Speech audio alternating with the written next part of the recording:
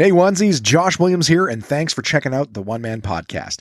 There's now over 200 episodes and dozens of bonus interviews, all of which are available at Apple Podcasts, Spotify, YouTube, Google Podcasts, and many more. And you know what? If you don't have any of those apps, no big deal, because you can listen anytime at onemanpodcast.com. So be sure to subscribe because it's always free and there's a new episode out every Wednesday. And while you're at it, leave a review. It's a great way to help the podcast and it doesn't cost you a thing. Follow One Man Podcast on all the major socials and you'll get bonus content and pictures, fun stuff for yourself. And finally, if you have something that you want read on the show, send it to contact@onemanpodcast.com, because if you send it, I'll read it on an upcoming episode.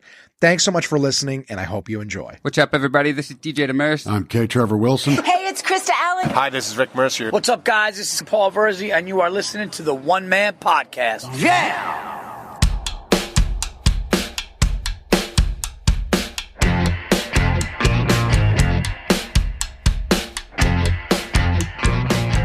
My name is Josh Williams, and welcome to the One Man Podcast, episode number 213 for Wednesday, June 9th, 2021. How's it going, onesies?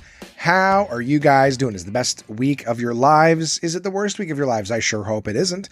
Here we are, another episode of the One Man Podcast, and introing as always, my name is comedian Josh Williams, and this podcast is about what's going on with me, what's going on personally, professionally, the random little stories that I may have for you. That's what this podcast is. I tell you what's going on with me for the week of Wednesday, June 9th, 2021. So here's what just happened with me in the last week. I'll be talking about some of the stuff that I've been working on for the podcast. Mostly just trying to get rid of some of the old merch from our 200th episode limited edition box. I'll be talking about some of the stuff that I did for that. I watched a couple of movies, and I will tell you guys about them. I actually watched 3 movies that come to mind. I watched a 4th while I was getting my notes ready, but I'll put that on next week's episode. In fact, there's a series of them, so I may as well tell you about all of them as I feel like I will burn through them. I'll tell you about the top 5. I'll give you the top 5 that we have coming up at the end of the episode. And, I'll tell you about, I went to have lunch with my friends and their families. I got vaccinated, pokey, and I'll tell you how that went. What else? Yeah, just a couple of little odds and ends here and there before we get to the top 5. Who knows? Maybe I can keep this episode to an hour, gang. I'm just going to start right off by saying, let's do the vaccination thing, right? It's not like that was a great story or anything like that, but just to let you know, if you haven't got vaccinated, what you can expect. Myself, I went out of town to get vaccinated because I noticed that it was only 30 minutes outside of town, and sometimes in the city where I live in Ottawa, sorry if you're hearing all this background noise, I'm trying to make some room, get comfy here. Sometimes, in the city, trying to go somewhere and find parking and all that stuff, by the time you've done all that stuff, I mean, it may very well just be like jumping on the highway and getting 30 minutes out of town. Like, I didn't have to drive. My GPS time was legitimately 30 minutes.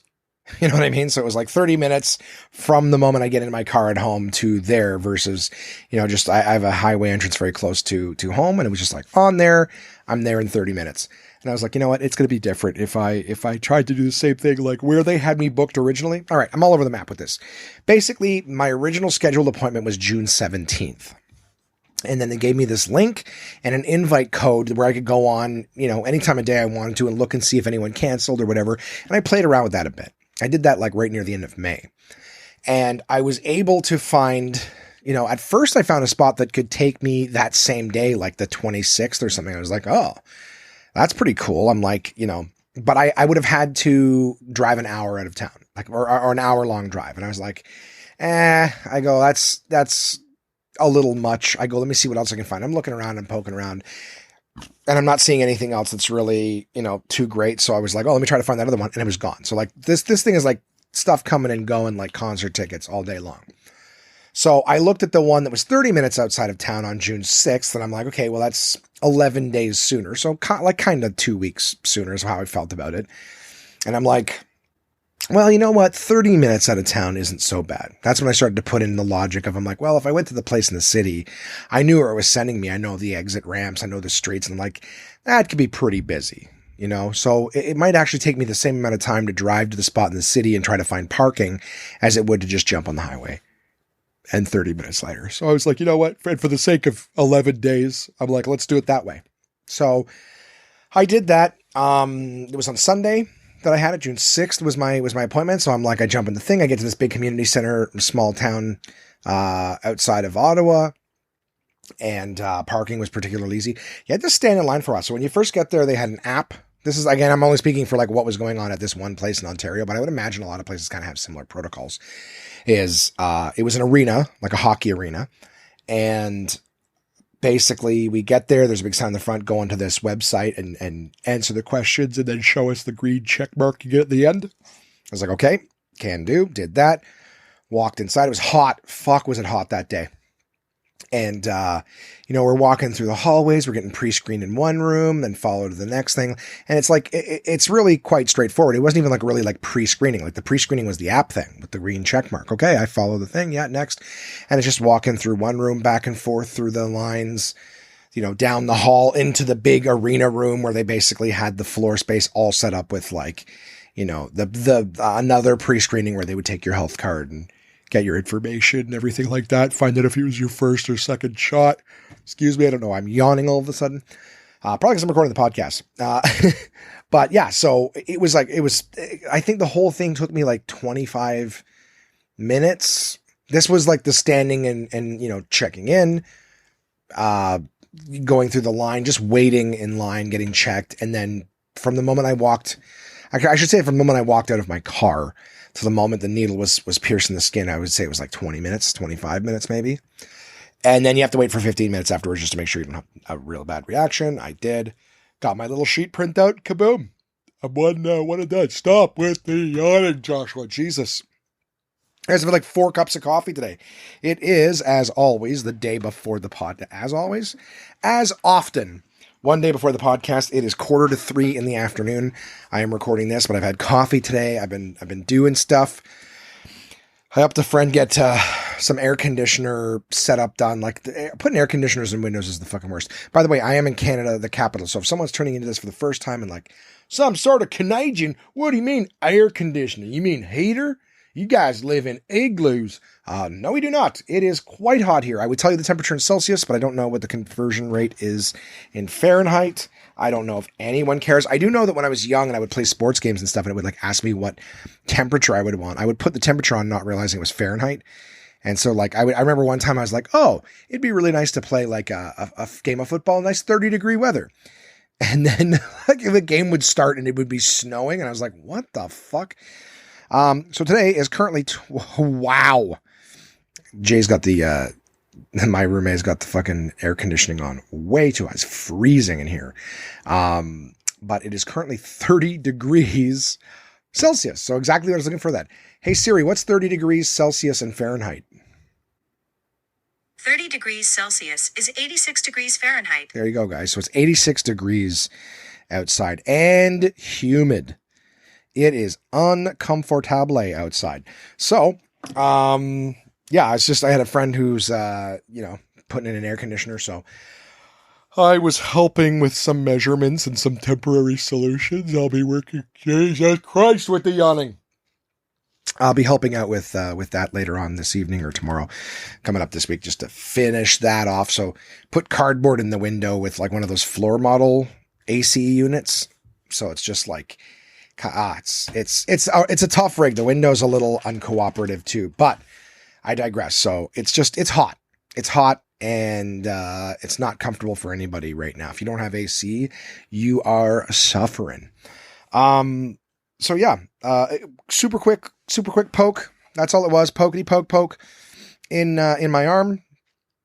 And then sat for my 15 minutes and then I was off. And I did something with a friend later on, but I'm going to circle back to that. I just thought I'd let you know I got the Pfizer vaccine, if I haven't already said that. So if anyone's like, which one did you get? It's such a topic of conversation. I got the Pfizer one. The aftermath of it has really been like, it wasn't until that evening, I think I pointed at something with my arm. And I was like, oh, there's a little bit of soreness there. I didn't touch it. It was just like the muscle hurt from like lifting it straight outwards and pointing. Still, even at this moment, like I'm rubbing it and it's like, it's not even like, it doesn't even really hurt. Like there's a little bit of soreness, but even that is like negligible. Yeah. So, I mean, I know that we had conversations this weekend and we'll talk about that. Someone was saying that apparently if you have a reaction, like if it gets sore or whatever, it means you already had COVID. I don't understand how that would work. But I was hearing a lot of talk from nurses and doctors and stuff like that saying that, if you have like the more pain and the more of a reaction you have from the shot, the more likely it is that your body's actually building antibodies from it. Because if you never got sore or anything like that, there was really nothing that your body was fighting off. And if it wasn't fighting anything, that means it wasn't building antibodies. Building antibodies. That's what happens when I talk too fast. I get my words slam into each other like a bunch of cars fucking, braking for a red light. Building is building antibodies together. Antibodies. Yeah. So I did hear that, if you, the worse the reaction you have, the more likely that the vaccine is in fact doing its job and building those antibodies for you. So there you go. First poke was my first one. I got the Pfizer. That was on Sunday. It is now Tuesday. My arm is like it already was like, it's quite literally the majority of the verdicts that I got from everyone else.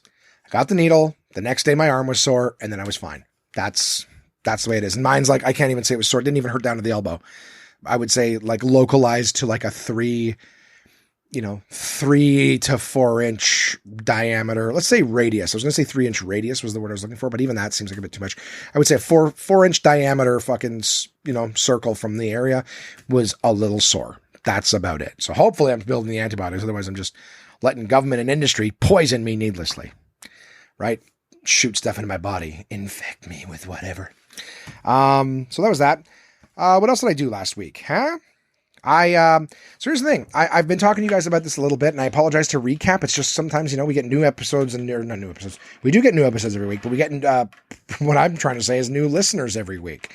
So, I do want to say a big thank you, to, Isabel, who has co-hosted an episode with me, my buddy D, in Texas, who listens to the podcast every single week. I appreciate him. And my brother, Aaron. All three of these people have picked up, one-man podcast boxes, just to support. And I appreciate that. Like I said, I did have a few left. They are on clearance. I still have some left. But I just want to say thank you to those who are listening and who are contributing. It is so very kind and, moving. It is moving that you guys care. Izzy purchased some one-man podcast stuff, when it first came out. She picked up, like a mug and some playing cards and things like that. Super grateful for that. And then she was just like, you know what? Let me get one of these boxes. I want to support. I can't remember exactly how she phrased it. I'm sure I could look it up, but it was just something about how like, you know what? I try to support my friends and, you're one of those people who's out there actually like attempting to do work and move product. You're not just laying back waiting for your friends and family to do all of your supporting for you. So I was like, okay, well, I appreciate that. That's very, very kind. And, my buddy D has already purchased a box. Dylan, in Texas, Dylan's already purchased a box, but he's like, you know what? I really like that stuff. And I want to get a second one. I was like, dude, are you kidding me? That's some onesie of the month behavior right there. Don't get me wrong. Izzy was huge too. I'm loving the support and the kindness from everywhere. Like onesies, geez, you guys are really stepping up your game. I certainly appreciate that. So the idea with the boxes is I won't go into it. I give you guys like a pitch every single time. The idea with it is, well, for starters, I want to get rid of them. I don't need a bunch of boxes of my products. Very, very happy with them. Thank you for everyone who picked one up. Love for the last of them to just get the fuck out of here. Go make some people happy. So one of the things I was doing was, setting up pictures. So last week, just speaking about this, Crystal, from Crystal Clear Shots, helped me stage and photograph all the products in the box. So basically I was just like, hey, I was talking to her saying, like, I'd like to take some pictures and, just get some nice pictures for Kijiji. My plan really was like Kijiji, which is like, I guess, I don't know if it's localized to Canada or whatever, but it's like a Craigslist kind of thing. I want to put the boxes on there and I want to put the boxes on Facebook Marketplace. And I think I mentioned this before, but people are like, why would you put them on there? I'm like, they've got your brand. If they don't know what your brand is, they don't care about the stuff. I'm like, you know what? There's some really nice stuff in here. Notebooks, playing cards, water bottles, coffee mugs, stuff that's, the phone stands, things that doesn't exactly, just because it's got a logo on it doesn't mean that it's, you have to listen to the podcast in order to do it. And because I'm selling these things at less than the product cost, like you could still pick up some stuff at a steal. So, you never know. You put shit on these Facebook marketplaces and stuff. There's people out there. So I'd rather it be there, You know, I'll put it to you this way. If I hadn't even thought of this, I wouldn't have been talking about it. Sorry. And, my friend wouldn't have picked up a box. My brother wouldn't have picked up a box. Dylan wouldn't have picked up a second box, I should say. So it's just, you know, even talking about the fact that I was thinking about doing it has moved some more of this product. But I did want to say that, I've done the product images. So, Crystal and I, she brought a light box. She used a light box, which is great for photographing products. And I'm just doing some slight editing because some of the items were large for the box. So I just need to do some slight editing that sort of blurs out the corners and the bends in the sort of the background paper and stuff. So I'm just cleaning up the images in Photoshop. But I had worked on all the ones that I did with the playing cards. So on the Instagram page, One Man Podcast, if you guys go to that, you'll see that there's a post with the playing cards and a bunch of different photos. So instead of it just being like, I put the cards on a table and took a picture of them, they're actually really nice staged product images. I can't remember. Somebody was asking me like, what's the point of this? I've seen your cards before. I'm like, no, I'm not showing you the cards. I'm showing you the image. Like as a friend, I was just showing him my phone. He's like, yeah, I've already seen your cards. I'm like, no, I'm showing you the images of them, like the actual photographs themselves. Crystal, in my opinion, absolutely killed it. And of course, if you're ever looking for any kind of photography needs, Crystal Clear Shots, also located here in Ottawa, did a great job. I really can't thank her enough for sort of just, I know she was like, yeah, I can, you know, if you want, you can use this light box that I have and da-da-da. But I was very boring and vanilla with my staging. Like some of it was okay.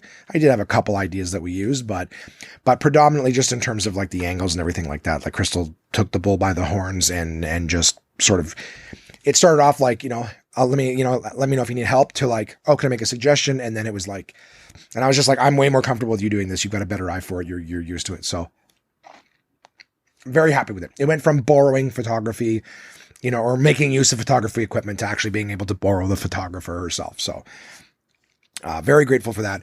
Very happy, really happy with the photos, and I'm just doing the cleaning up on Photoshop and things like that. In fact, as a matter of fact, I was even talking to her afterwards, and, the cool thing about Photoshop is a lot of people can use it in different ways. And there's like so many different things you can do with Photoshop that like I have one set of skills in Photoshop and Crystal has a completely different set of skills. So I'm used to like cutting things out and cleaning up certain angles. And I'm used to like putting fonts on and making posters and designing graphics and things like that. Whereas in terms of like actual image correction and things like where you're smoothing things out and healing and removing black eye and like a lot of different things that not black eye, red eye, even blemishes and all sorts of different things. There are so many tools in Photoshop that I would just never need to use. So I was taking forever, kind of using some skills and tools that I knew in Photoshop to fix the backgrounds of some of these images. And I was just, you know, showing her what I got done. She's like, why, you know, what's going, like, what are you using? I was like this. She's like, oh God, you got to use this tool. And it saved me so much time. So really guys, like anything in life, like a professional is worth their weight in gold, right? Like a lot of us can kind of do things on our own and it looks sort of, you know, not as a negative, but like amateuristically done or hobbyist. But if you get your hands on a professional for something and are able to ask them questions, like it really is, you know, I would have taken forever. And not that she charged me for the little bits of advice and stuff on the phone, but it was just kind of like, it's nice to be able to be like this. And then they're like, oh, this and that, like pros are pros for a reason. Anywho. So I'm happy with the product shots that I got, for the stuff. Thank you again. Any onesies want to pick up a box, contact at onemanpodcast.com. If you want just items, like the items will be available on Instagram. I think if you go back further, you'll see some of the, like item proofs. And even looking at those came from the company that I ordered the products from. So they would send me an item proof and it still looked nice, but it was kind of like a head on shot. And it was sort of it looked professional in the sense that it just looks kind of like template-ish.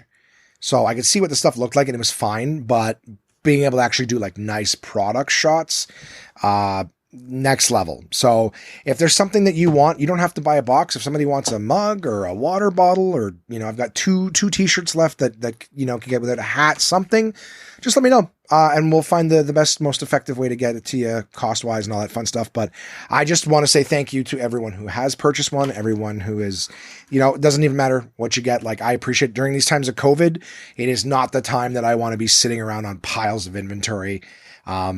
really, I ordered all this stuff when shows were happening, and now shows are not happening. So it's a lot of just sort of sitting on product and going like, well, someday stand-up will be back. So you onesies are keeping me alive in the meantime, and I truly appreciate that. Not keeping me alive. I got fat storage. I'll last a while. So what did I do? I spent some time with friends this weekend. My two best friends in the world, Jimmy and Mika. I had I guess a backyard sort of, wasn't really a barbecue. We had lunch together. So the two families, Jimmy, his lovely wife Alex, Mika, his lovely wife Mel, their children, they're two children each, so 4 total. And then Josh, the guy who's almost 40 and hasn't got his shit together. So it was nice to hang with my friends and do a little bit of catch up. It was kind of like families talking family stuff. It's, I don't want to say it's outside of my wheelhouse. I had that experience a long time ago when I was with Crystal and the kids. So like, I know everything that they're going through now. They're kind of all at the ages, their kids are at the ages that her kids were at when her and I started dating. So I'm not unfamiliar with the dynamic that they're going through now. So it's interesting to see, but of course I'm not there with kids and significant others. So, I'm also like unemployed due to COVID. Both my friends are still, gainfully employed. All 4 of them are, as a matter of fact, they are essential, I guess, or at least their jobs are able to continue. Whereas me, the dick joking monkey, I'm able to sit in my box and talk to you guys. Hey, thanks for letting me be part. If you're essential and you're going to work every day, hey, good on you. All right. And I'm sure, listen, I just want to take a second and say, I'm sure that you guys who are working are going like, these motherfuckers who are sitting at home doing nothing. I will just say on behalf of some of us motherfuckers, we'd rather be working. Like I would imagine the guy who is like working at, and even things like Tim Hortons and stuff didn't shut down. But I mean, there must be like the guy who was, I don't know, the stock boy at some bullshit candle store. I don't know. Stuff that's not essential. They were working for minimum wage and then they got shut down and they're on the CRB. Like, I would imagine for them, they're able to just be like, hey, I make the same amount of money sitting on my ass doing fuck all. This rocks.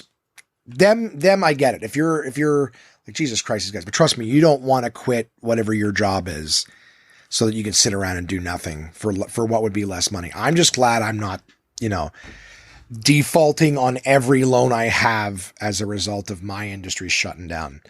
I am not essential, right? Nobody has watched a comedy movie or a comedy special since COVID. I'm being sarcastic, but it's not safe to gather where we gather. All the streaming services will let you rent movies. There's alternatives, and I think podcasting and Zoom shows and YouTube content and all that, it's like a lateral movement, but there's something about live stand-up comedy that's important. Even if you're watching a special on TV, you're not at the live event. It was recorded live, and live is so important for, the energy and comedians and stuff like that. A magician doing tricks in his living room isn't the same as doing it in front of an audience. That gasp, wow, when you do the trick, it fuels you. I mean, I wouldn't know, I'm not a magician, but I can tell you it fuels me as a comic when people laugh and stuff. So I'm looking forward to do that again. I remember being someone who was able to make an audience laugh. Right now, I'm just the guy who is ordering the burgers and Harvey's, having someone go, "Hey, yeah, I've heard of you before. You're funny." So hey, thank you. What was I going to say? Yeah, so I don't know. It was nice catching up with my friends. They were, it was like watching family dynamics. I got to stick around longer. Jimmy and Alex, Mika and Mel, were kind enough to host the event. And Jimmy and Alex, left at one point. I stuck around for a while, and it was just, honestly, it was nice to catch up, but I find myself getting burnt out sooner. I don't know if I'm just not used to it. The weather, as I mentioned, is hot. So being outside is uncomfortable. And then to add to that, just being old and not really, my sleep schedule's still a little messed up. Like I'm trying to go to bed, but I find myself not being able to sleep. Part of me feels like I will go for a nap the second this podcast is over. But it's been interesting, just noticing that. Again, I'll tell you about another visit I did the next day, and I felt it right away. So, emotionally and mentally, I'm like, I can't wait to go hang out. And I was like, hey, I'm going to get there at like 11 o'clock and I'm going to hang out with them, do one of our games nights, till, bedtime, whatever. Like I'll go, I'll hang out with the one couple. We'll have a little couple hours of just sort of downtime in the afternoon. And then maybe when the kids go to bed, we'll play some games. I was mentally like looking forward to that. Physically, I felt myself getting tired quite early afternoon and I ended up staying until dinner, which was again, very great, very hospitable. But I was just like, I'm toast. I'm good to just sit here and sort of do nothing. And then when I was like, I'd better go home before I start to fall asleep. I don't know what part of getting older that is, but, it was like, again, this is a podcast. This is for entertainment value. So to talk about, just the energy level, right? We're talking literally like 8 people and a dog and a cat that love me, that just want constant pettings and scratching. So, it was an exercise in ADD. It was nice seeing everybody, but I certainly enjoyed the parts where I was kind of like when 4 people left, it was a little easier. But I guess it just takes energy to pay attention and to socialize now. Like, is that what COVID did? Did it make us bad at socializing? Cause I could fucking hang, man. I can hang, or I could hang.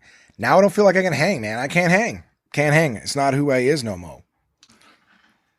Just an old man who runs out of energy. I don't know. I think even starting stand-up, I started to get my fill of attention. I just don't need it as much as I once did. You know what I mean? I just don't have it in me for hours and hours and hours at a time. I even like when I first started stand-up comedy, like I would go and do my shows and I would hang out afterwards and chat with the comics and socialize. Now, like I'll fucking leave before the show's over. I'd go into a 6-minute set, watch the next hour and 15 minutes of the show, hang out for, a couple hours afterwards, shooting the shit, come home. Now I'm like a fucking hermit. Why am I swearing so much? Now I find myself to be a bit of a recluse where I'm like, I do my show. As soon as my set's over, I politely say goodnight to all the other people on the show. Have a great show, guys. Have a good one. The only time I stick around till the end of the show now is if I'm hawking merch. And now, that's like, yeah, it's been a long time since I've had to worry about that. But there was a, couple periods during COVID where we were allowed to do a little bit of entertaining and I would find that just there's my thing and I'm out of there. And if I had a bad set, not like bad, but if I didn't do so well that I'm like, someone might want to buy a cup or a thing or whatever, I'm like, I'm out. And I'm sorry to let that cat out of the bag for any potential fans that I have that are listening to this. It's not like every one of you is just a dollar sign to me or whatever. I would genuinely like to say hello and meet everyone, but at the same time to, unpack a bunch of stuff on the table and shill some stuff. I'd like for it to be a good set. If I didn't have a good set, to be like, hey, we all know I was in the room. We all saw how that went, want to commemorate it. I feel like that William Hung guy that's a dated reference from American Idol, the one who couldn't sing, and he's like, she bang. And he was a joke. He thought he was good, but he was a joke. I would feel like that guy trying to sell merch after having a bad set. And again, a bad set to my standards. Like, I have too much experience now, I feel, to bomb. Like, a joke, silence. A joke, silence. 10 minutes, silence. You know what I mean? I know how to garner enough laughter, but there's still there's bombing, which is what I would say, what we call non-coms. So non-comedians, humans, civilians. There's bombing, that what non-coms would consider bombing, which is like the crickets, not a single laugh. And then once you're a professional, you can get a few people laughing, but it's a bomb. Like if you're like, I did not win this audience over. Like some of them laughed and I got them a couple of times, but overall that performance is a fail. You wouldn't want that one to be your special or whatever. So it's just, I have those kind of sets where I'm like, well, that didn't feel particularly good. I worked on a new bit and some of them came along, some of them didn't. The energy definitely dipped when I got, you know what I mean? So it's just like, I'm not gonna turn around and be like, hey, wasn't that great? Don't you want to take a piece of that home? It's like the day where the roller coaster at Disney World fucking falls off the tracks and kills a bunch of people. Like, well, the whole theme park didn't fucking ruin it. This we can still sell souvenirs, right? Some people had a good time. Maybe that is the mentality to have. Hey, somebody might. This notebook's great, huh? Who cares? You don't even know what that says in the front.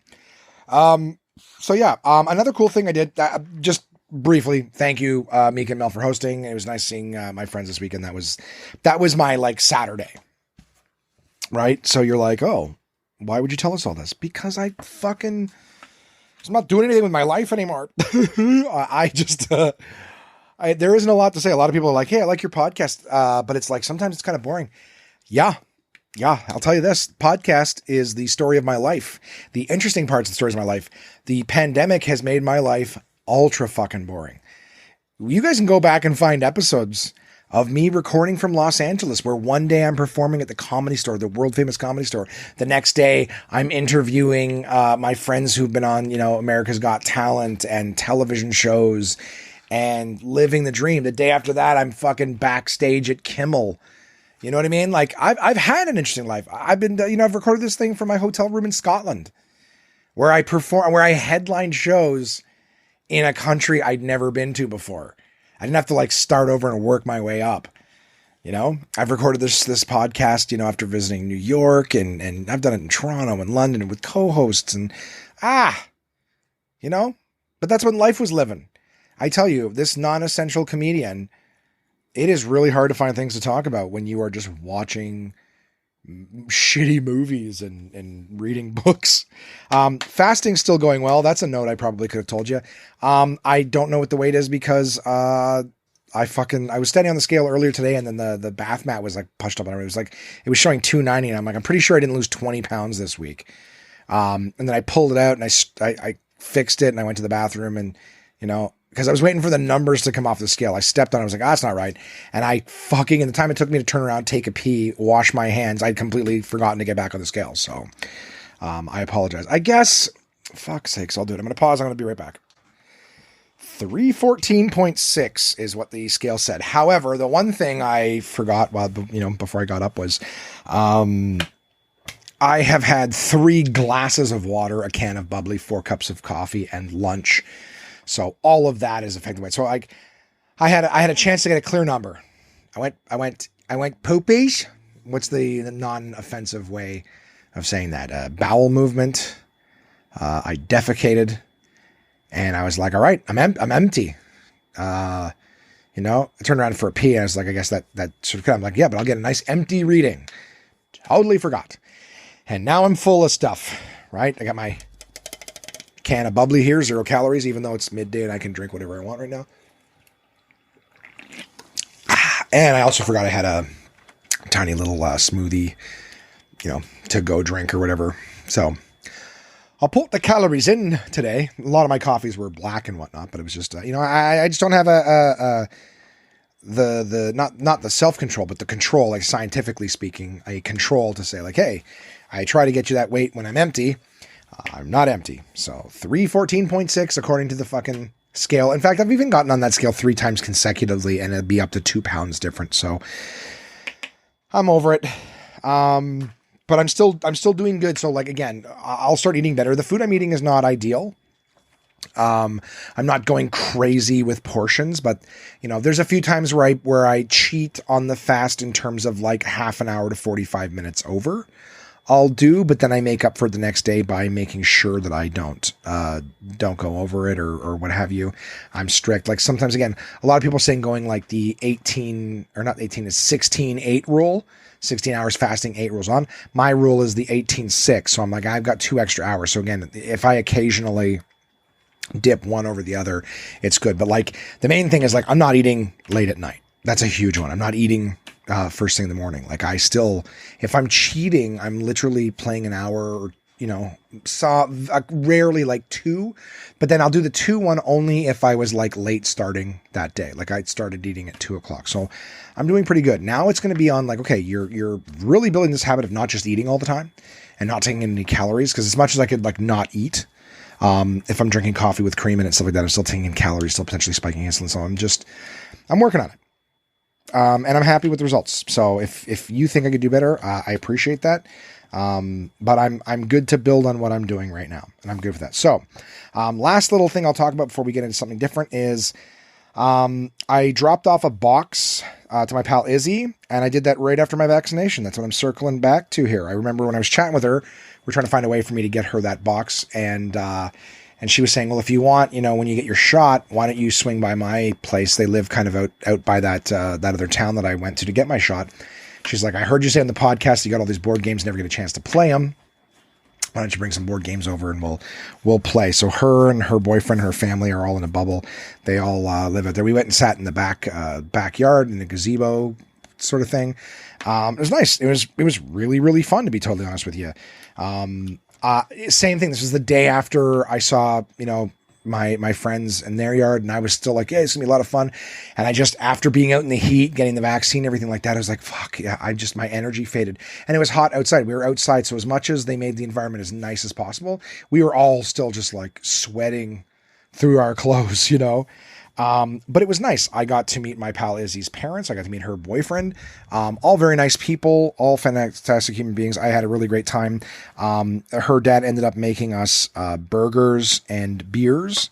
Well, he didn't make us beers. We had beers, and before we left, they're like, we're going to throw some burgers on the barbecue. Let's do that up. It was great. I had a really good time. They were very, very lovely people. We had good conversation. Everyone was very, very cool. And we played a couple of board games. We played, I'm just going to throw the names out there. We played a game called Beastie Bar and a game called Code Names. I will circle back to Code Names later on as it pertains to the top 5 list. There'll be some information shared about Code Names. So it was just really cool. I got to see Izzy open her box. That's one of my favorite things, is to watch somebody open up their one-man podcast box and kind of go through all the cool stuff. It just makes me happy for all the hard work that we did. But it was really nice hanging with my pal. I got to be honest with you, the conversation was a little more light. Mostly because it's like, people getting to know each other. And we were kind of playing board games too. I guess it helps if you're playing games versus just sort of sitting around, doing nothing. And I'll be honest, it's a little easier for adults to do adult things when there aren't kids around. I don't have anything against children at all. It was just, there was a lot of kids, and kids can be a distraction, it just is what it is. No negativity associated with, but a bunch of adults are hanging out and there's a bunch of kids, very young children, shit's going to happen. Kids are going to bump their heads. Kids are going to get scared. Kids are going to have things happen, and they're going to cry. And that's how we all learn things, by having those experiences. But I think my old hermit antisocial ass is just a little too low energy for that. As I'm sure the parents are, they're like, oh, fuck. Day in and day out with this shit. This guy's got to do it once and he's bitching. Well, I'm just expressing myself. It's healthy to do that, right? Just say how you feel and to express yourself. It's very important.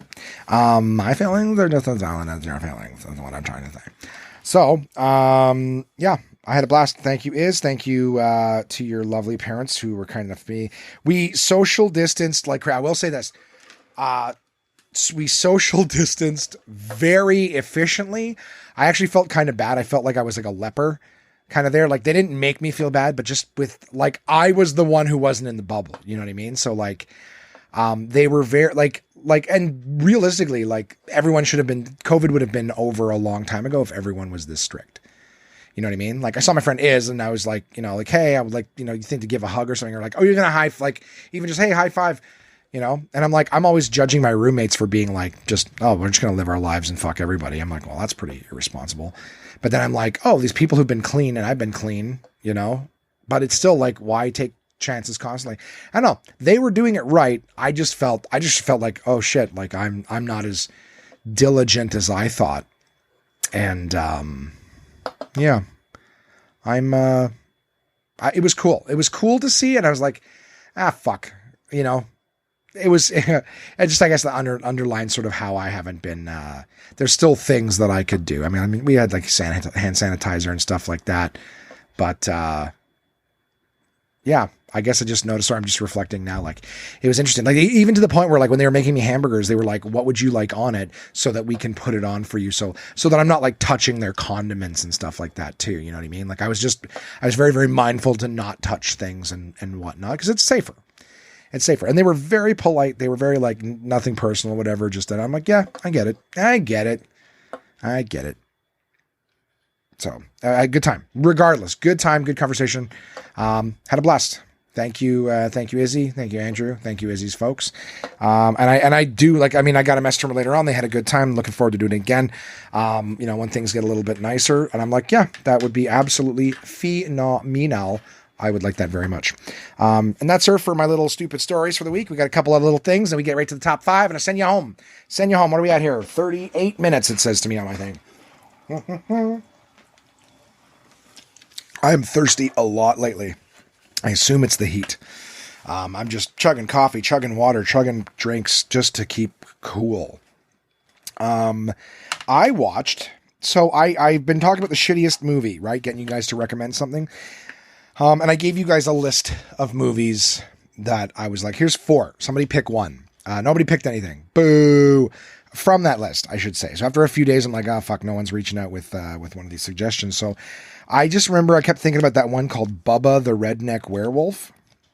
And I was like, fuck it, I'll throw it on. So I threw it on, and I think it said somewhere, I either Googled something about it or I just threw it on and said something early on, like based on the character from the comic book or whatever. But Bubba the Redneck Werewolf was a comic book or is a comic book.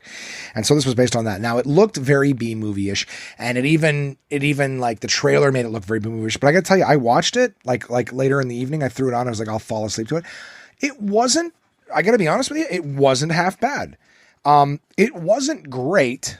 It wasn't like, oh my God, this is great. Like there were characters in it that are just like hacky. Their character was like a blatant stereotype. And, the jokes were like a little hacky, like where you would expect someone to laugh. And it's like, you look like you're trying too hard. Not every actor was horrible, but not every actor was good either. There was a few actors who I've since like Googled, like I think that movie was from 2014, fairly certain, if not like, 2013 or 2015. So it's not like a year or two old, but, a few of the actors in it, like just checking out IMDb, have gone on to do other things and have been in some much larger stuff. So they're not all just like whatever. It's got some hokey. It's at no point is it ever like horror. It's not like, oh, it's going to be a werewolf movie. It is comedy, like, lighthearted, like Teen Wolf, not as comedic or whatever, but like that. So the idea is that the devil, some like gypsy woman is like, oh, there's an evil force coming, and the devil is going through town, making deals with everybody for their souls. Right. And it's almost got like a Bedazzled effect where, like from the movie Bedazzled, where the deal he makes, he like fucks you over on the deal, except Bubba being the first one, he wants to like be, he loses his girl to some tough guy or whatever. And he wants to be big and strong, and he's going bald. So he wants to be hairy. You see where it's going? Like, I want to be big and strong and hairy and da da da da. And it's like, he signs away his soul, to, get what he gets. And what does he get? He becomes like a permanent werewolf. So it's not even that he's like a werewolf. He's just like a wolf man, a hairy guy with fangs and is strong, whatever. It's actually 2 different actors too. There's a guy who plays him as the redneck, and then there's a guy who actually plays him as the werewolf. And it was kind of like, so, everyone around town is signing contracts with the devil. And then they're, I couldn't tell if he's like claiming they didn't make it super clear. Like it basically, a lot of the movie takes place in this bar that he frequents. So the idea with it is, these other people who sign contracts with the devil end up like all boom showing up at once, almost like a puff of smoke. And you're like, so are they like dead and trapped here? Like, are these souls the devil has collected? Because he shows up and he's like, yeah, the devil is kind of like funny and smarmy too, almost like a game show host.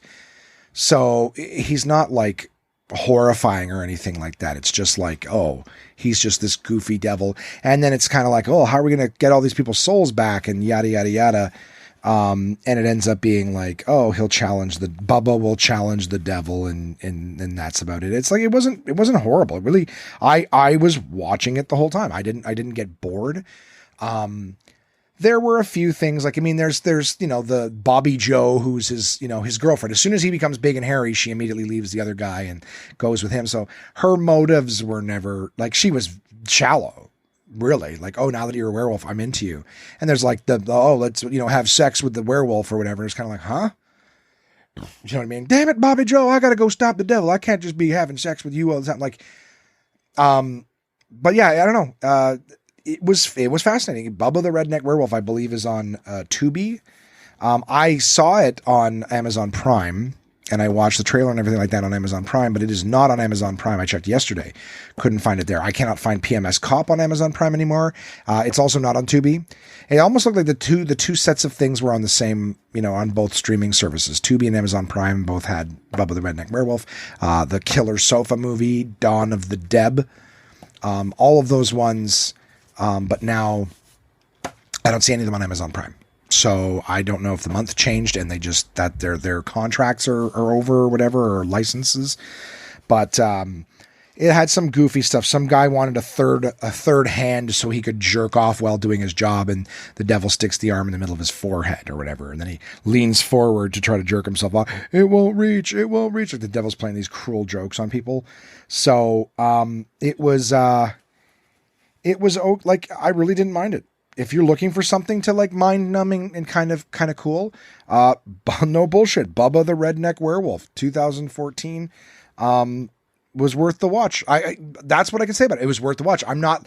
The whole point of the shittiest movie, even though no one recommended, I literally looked for some options for you guys and then decided I was just going to watch it anyways. The whole point is to be like, oh God, suffer through this. Like, and it really didn't feel like suffering. It was a B movie, but it was fine. It was kind of cool. I really didn't mind that movie. There was a funny part in Bubba when there's like, oh my God, there's zombies in town now too. And they all go out to like this field where they see like, zombies like just moving around, swaying. And it's like all these young kids or whatever, like they look like they're just swaying. Right. And so they're sniping them with their shotguns and rifles.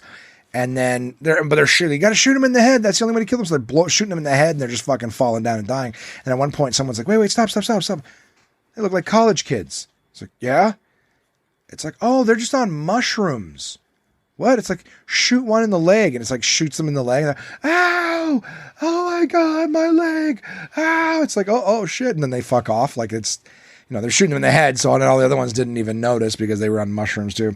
It was just kind of funny. That was the thing that got me going. So Bubba the Redneck Werewolf. Hey. It worked. It worked for me. I did not regret watching it. Another movie I watched, Escape Room. Now, there was one that came out a couple of years ago. It had Deborah Ann Wall, I believe is her name. She was in True Blood. She was also in Netflix's Daredevil. She was in that. That's not the one that I watched. I did see that one. I believe I saw it in theaters. It was fine. It wasn't anything great, but it was fine. There was another Escape Room on Netflix, I believe it is. And it is not with big actors and actresses. It starts off with like... I'm trying to remember. It starts off with someone in an escape room, like just dying. You don't even get the puzzle or whatever. They're just like trying to figure something out and they just die. And you're like, okay, so this is someone who's been in this thing before. And then it's a guy and his girlfriend. They're driving to a restaurant to meet their friends. And there's conversation that's kind of like, they're alluding to something. And I'm like, okay, this just seems like something that's going to play out later. And then they get to the restaurant and, they're there with their friends and we're meeting those characters. And it's like, oh, nice to meet you. This and that, blah, blah, blah. Nice to meet you. No, they're like, hey, nice to see you, yada, yada, yada. And they do this thing where it's like everybody, they're not going to let the birthday boy, the protagonist, they're not going to let him pay. So everyone throws their credit card on the table and then they cover it with a napkin and someone reaches underneath and grabs one of the cards and that's the person who gets stuck paying. I thought that was kind of an interesting, of the entire movie, that was the thing that I enjoyed seeing the most. And then they talk about, you see the main character who's there with a blonde girlfriend or spouse or whatever. And you see him look across the table at one of the other girls there and wink at her. And she's like, gives him this foxy look back. And I'm like, that wasn't subtle at all. So those two clearly have a thing going on behind the girlfriend's back. And then they're like, hey, I have something special planned for your birthday. We're going to do this escape room. And he's like, wow. And all the people are like, wow, that's really interesting of you. Like, not like your style. It's like, well, you said you want to do something adventurous and try something new, whatever. It's like, okay. And they're like, okay, come on outside. We have a van waiting for us. So like they all get into this van or limo or whatever, and they're driving to this escape room. So all of the characters in the back, mysterious drivers, like who's driving this thing? That never gets addressed. Then the girlfriend's like, I need to collect all of your things. Give me your, starts with like your phones that everyone's reluctant to give up their phones. And it's like way too long a scene, not scene, but it's like way too long a moment or plot beat where everyone's really kind of like protesting about giving up their phones. Like we're talking realistically like 2-3 minutes straight. So instead of just like, hey, everyone, I need all your phones. Like this is, oh, what, really? Yeah, it's kind of part of the experience. Reach in your pocket, throw it in. That's what, 20 seconds? A couple little shots, people grabbing their phones, a slight hesitation. But it's not. It's like 2-3 minutes straight where she's literally got to negotiate with each person about their phones. And then when that's over with, she's like, wallets too, everything in your pockets, any ID, any identification, wallets, whatever, I need it all in here. And they're like, and it's like the same thing. It's like, okay, they're really like laying it on thick of like, you got to give up all of your shit. But I'm thinking like, that's when I started to think, you know what? I'll bet you this chick is the escape room person, because she's the one who suggested the escape room. Now she's telling everyone that she needs their phones. Like they're really making it obvious as opposed to a throwaway thing. Like you got to have that, right? Like later on when everyone's running for their lives, it's like, why don't they just call the cops or something or use GPS or do something? It's like, well, no, they collected their phones. But it only needs to be a 15-second thing to see that, okay, they don't have their phones. They don't have their IDs. Like, well, what happens if she kills them all? Like, well, then, no one would identify the bodies. They wouldn't get in shit or whatever. Like, they wouldn't be missing because she collected all their IDs and she can burn it all or whatever. Like, there's no, she can get away with it. My thoughts were like, this looks like the current girlfriend, the blonde, is responsible for it. So I'm like, I'll bet you she knows about the cheating or something like that. Right? That's what I'm thinking. She knows about the cheating, and maybe she feels like the friends knew and they didn't respect her enough to tell her. So this is going to be like the girlfriend who, it's so unlike you. Like there's so many just different writing methods and techniques and stuff that are just making this seem way too obvious that she knows. Right? And then, so she personally collects all their wallets, personally collects all their phones. It's her thing. Where are we going? Oh, that's my little secret. Like, I'll never tell. Something like that. Like, I'll never tell her. I won't spill the beans. And then, she goes to blindfold her boyfriend, at the end where like everyone's getting out and they're blindfolded. He's like, you're not going to, she goes to blindfold them, whatever. And he says something like, oh, are you going to make sure that you take it off? Or you're going to take us where we're supposed to? And she goes, don't worry. I don't cheat. And I'm like, all right, there you go. She just really laid it, like literally the word cheat, laid it on thick. And the guy's like, he has this moment where you see like something in his face and then she covers his eyes. And then they wake up in groups. So like one couple wakes up in one room, another couple wakes up in another room. And the guy wakes up all by himself without his blonde girlfriend. Right. And you're like, oh, well, what happened? Oh, well, she's not there. Obviously she's not there. Then at some point they see on a TV that she's like in a cage. Oh, look, that's her. There she is. She's in a cage. Oh my God, we got to save her. And then they're all like, oh, well, this is part of the game. It's part of the game. We obviously that's the plot. We got to get out of here so we can save her. And they're thinking like, as they would. But here's the thing. She was naked in the cage. She was naked in that cage the whole movie. Never, ever, ever did they address why she was naked in that cage. You know what I mean? Like it just seemed to have nudity for the sake of nudity. It was the only nudity in the movie, but it's like, why is this girl naked in a movie? I was talking with somebody who, I think this is actually Crystal's theory, because her and I were big into watching horror movies together. Her theory was if there's nudity in the first 10 minutes of a movie, it's going to be shit. And I've seen a lot of movies where right away there's whatever. And it's a hook. It's used as a hook. Like if you're not interested in this, oh, look, here's some titties. Okay, I'll watch. If there's going to be titties, I'll watch. But, yeah, this one's like, it wasn't really like the first 10 minutes, but it was just nudity that had nothing to do with the plot. Nothing to do with the plot. I mean, even just trying to throw it in olive branch, whatever, it's like, like it's showing she's super vulnerable in this cage. But at this point, you've laid it on so thick that she's the perpetrator. Maybe I'm not supposed to think it. Maybe that just the writer was like, oh, well, we got to make sure that when they look back, they'll go, oh, look, all the signs pointed to it. It's like, yeah, but if you have way too many signs, you're like, yeah, I get it. I know the direction now. You literally said turn right 17 signs in a row. I get it. I'm going to be turning right. And then when it turns right, you're like, see? If you look back, it's like, yeah, I saw all the signs. So, movie goes on, different traps, different this, solve that. A lot of kind of shitty acting. A lot of really not subtle stuff from that other Scorn chick. Like they regroup at times and regroup. Not a great movie. And then when it's over, like you think, okay, we're going to find out this and that and whatever and moments of revelations. And then just, you never find out what the fuck, like literally nothing. At the end of the movie, the sole survivor, that's the closest to a spoiler I will have, the sole survivor receives a phone call, and the person's like, it's just like some bullshit little monologue that explains nothing. It doesn't explain who did this to them. So I was totally wrong. Maybe they laid it on thick because they're like, we're not going in that direction with it at all. But the direction it went made, I mean, like, no sense at all. Made absolutely no sense. So it was like, okay, well, I guess thanks for the movie. You know what I mean? Like, thanks for the naked chick in a cage for no reason. Thank you for laying it on way too thick in many scenes. Yeah, just like nothing. Why are they here? No idea. He cheated on his girlfriend. Is that going to get addressed? Nope. What was that weird thing that they were, were they trying for a baby? Like, what were they talking about in the car? I won't mention that we're like, it was just like alluding to a ton of shit that had never had received any resolution. A lot of movies, that, like, again, if you notice that every time they walk through the front yard, they point out that the fucking, the fence, that fucking gate's always squeaking. Like, that's going to come into play later. If you're watching a movie and somebody trips over a skateboard in the hallway and they go, come on, you're always leaving your skateboard in the hall. That's coming back at some point. Again, if it's a movie that has any kind of editor or somebody with any kind of writing chops, right? Before, like I said, the difference between amateur and professional. Professionals do things for a reason. So yeah, that was Escape Room. Naked in a cage, way too suggestive. Ending seemed obvious, then nothing at all. That's what I wrote. Those were my notes. Naked in a cage. And when I say way too suggestive, like, I don't mean suggestive is sexual in nature. So that was it. Yeah, Escape Room and Bubba the Redneck Werewolf. And then I get an email from my buddy Mark. Oh, Mark. Mark is a great dude. Loyal onesie.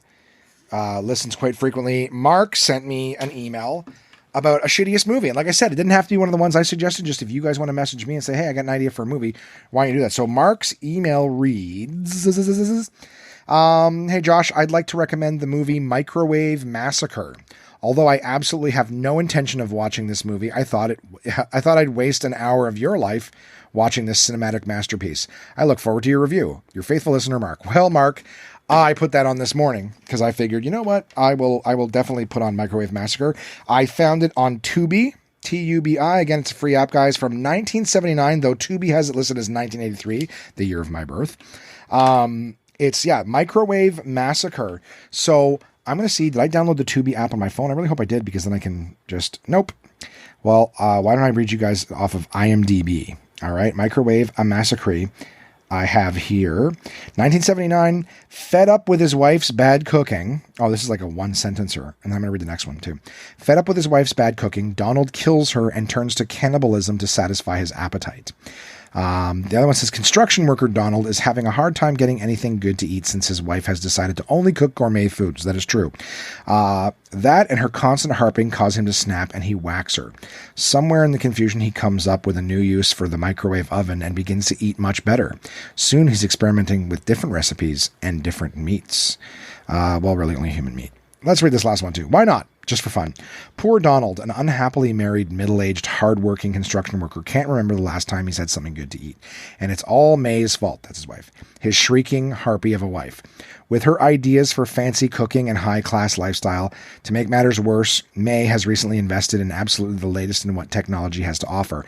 That is to say, Major Electric's state-of-the-art microwave oven, model X174A.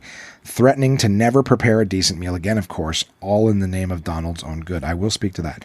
But with each meal worse than the previous one, trapped in a culinary purgatory where even the dog eats better than him, enough is enough. And one night, Donald drunk and pushed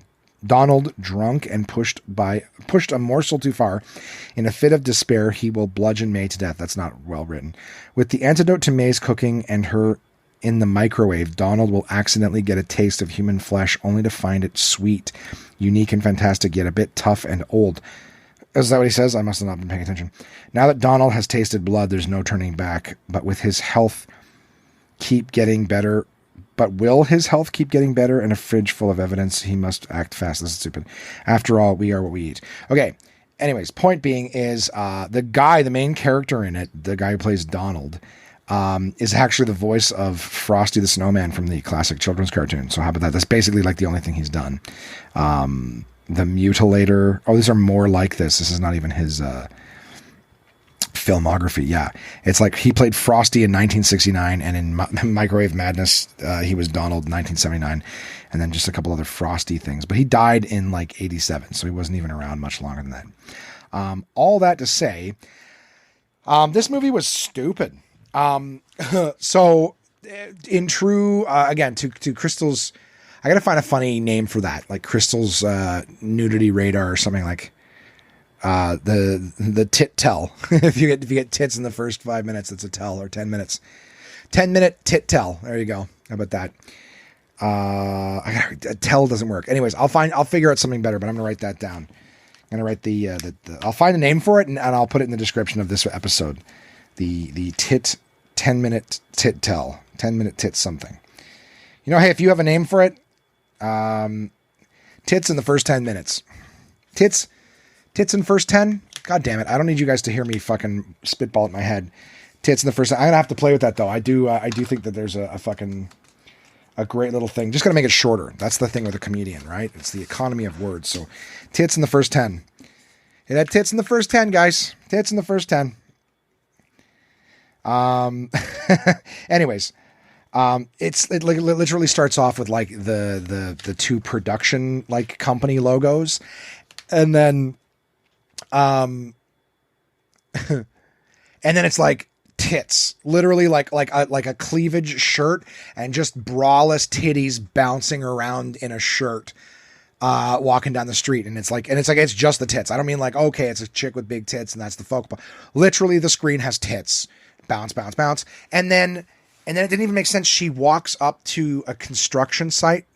You know what I mean? Like, you know, those holes in the construction walls, whatever. She like walks up to him. Like, this is like her mission. She's like walking down the street with purpose, and it's playing the stupid 70s music, and she's just walking, tits bouncing, you know, swinging her arms like she's in a hurry to get where she's going. And she just walks right up to this like hole in the construction wall so she can look, and she's bent over because the hole for some reason is like the midsection, so she's bent over looking through this hole, and some guy just leaning against his car like sees her bent over and looking through the thing and walks up to her, and like all you see is him pinch her ass, and she's like, oh, and then you see the guys inside the construction yard sitting down eating their lunch, and one guy's looking forward and he sees the hole in the fence, and all of a sudden like her tits like push through, like I literally see them coming out of her shirt and then boom, poking through this hole. And this hole is just big enough for a pair of tits to sit through it.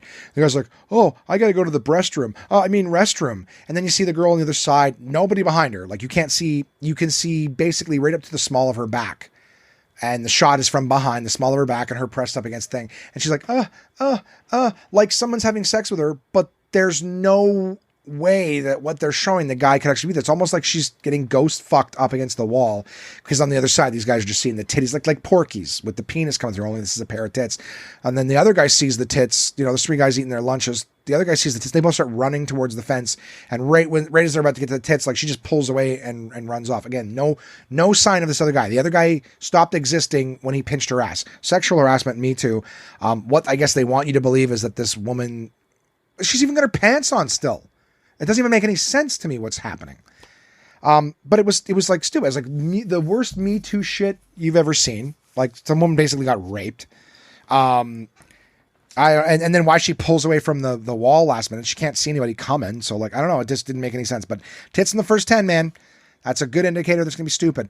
And then the guy who's sitting, who never got up, he has like a sandwich, like a bun. It's almost like a loaf of bread, like shaped like a round thing, like a Frisbee. And he's tapping it against what looks like a giant plastic lobster. So he has a giant bun with a giant piece of lettuce and then an entire plastic lobster on this bread. So it's like his wife sent him a fucking Frisbee-sized sandwich for lunch, right? Referring to her cuisine or whatever. The funny thing is, in there they say, oh, her cuisine is awful, and you know, microwave dishes. She keeps mentioning all this like good cuisine, and he quite literally, it's like, well, he just wants some good food. He's literally begging for a bologna, like a cheese and bologna sandwich. He's not asking for better cuisine. He's just asking for not her cuisine. And they do reference that, the dog eats better. He's even eating a can of dog food on a bread at one point, and some dog comes over in the construction site and he shares a sandwich with the dog. At that same time too, like the woman from the first scene, she comes back and just walks through on the construction site and starts talking to one of the guys. Hey baby, I can dig it, like 70 stuff. How you doing? And he's like, let me tell you, you want to talk to me? Like, I think, why don't you sit down with me? She's like, okay. And he's like, hey, you look great. And she's like, most guys just want one thing. And he looks at her tits and he's like, how do they pick which one?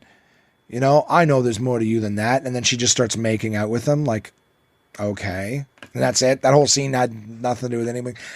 There's a lot of like pointless tit scenes. Anyways, the guy is just, it's a scenes of some old guy just eating shit food. And I missed the part where he killed his wife. It happened so quickly. It was so funny. He beats her to death with a pepper grinder, and then he grinds, or salt grinder, and then puts a little salt in his hand, throws it over his shoulder, and goes back to beating her to death with it. It's definitely bad. It's definitely a bad movie. Like he sweet talks some chick in a chicken costume outside of a chicken joint to come back to his house. I'm a nice guy. Like it is so stuff that wouldn't work. Every character, like it's stuff that would never work now. Yeah, I'm an old guy and you're a young chick in a chick costume. Chick pun jokes. Hey, I know that you're a chick dressed like a chick and all this stuff. I don't know.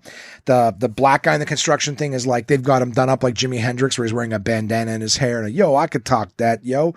And he's like, I can dig that. Like I could jive with, like, it's just, everybody is literally a stereotype.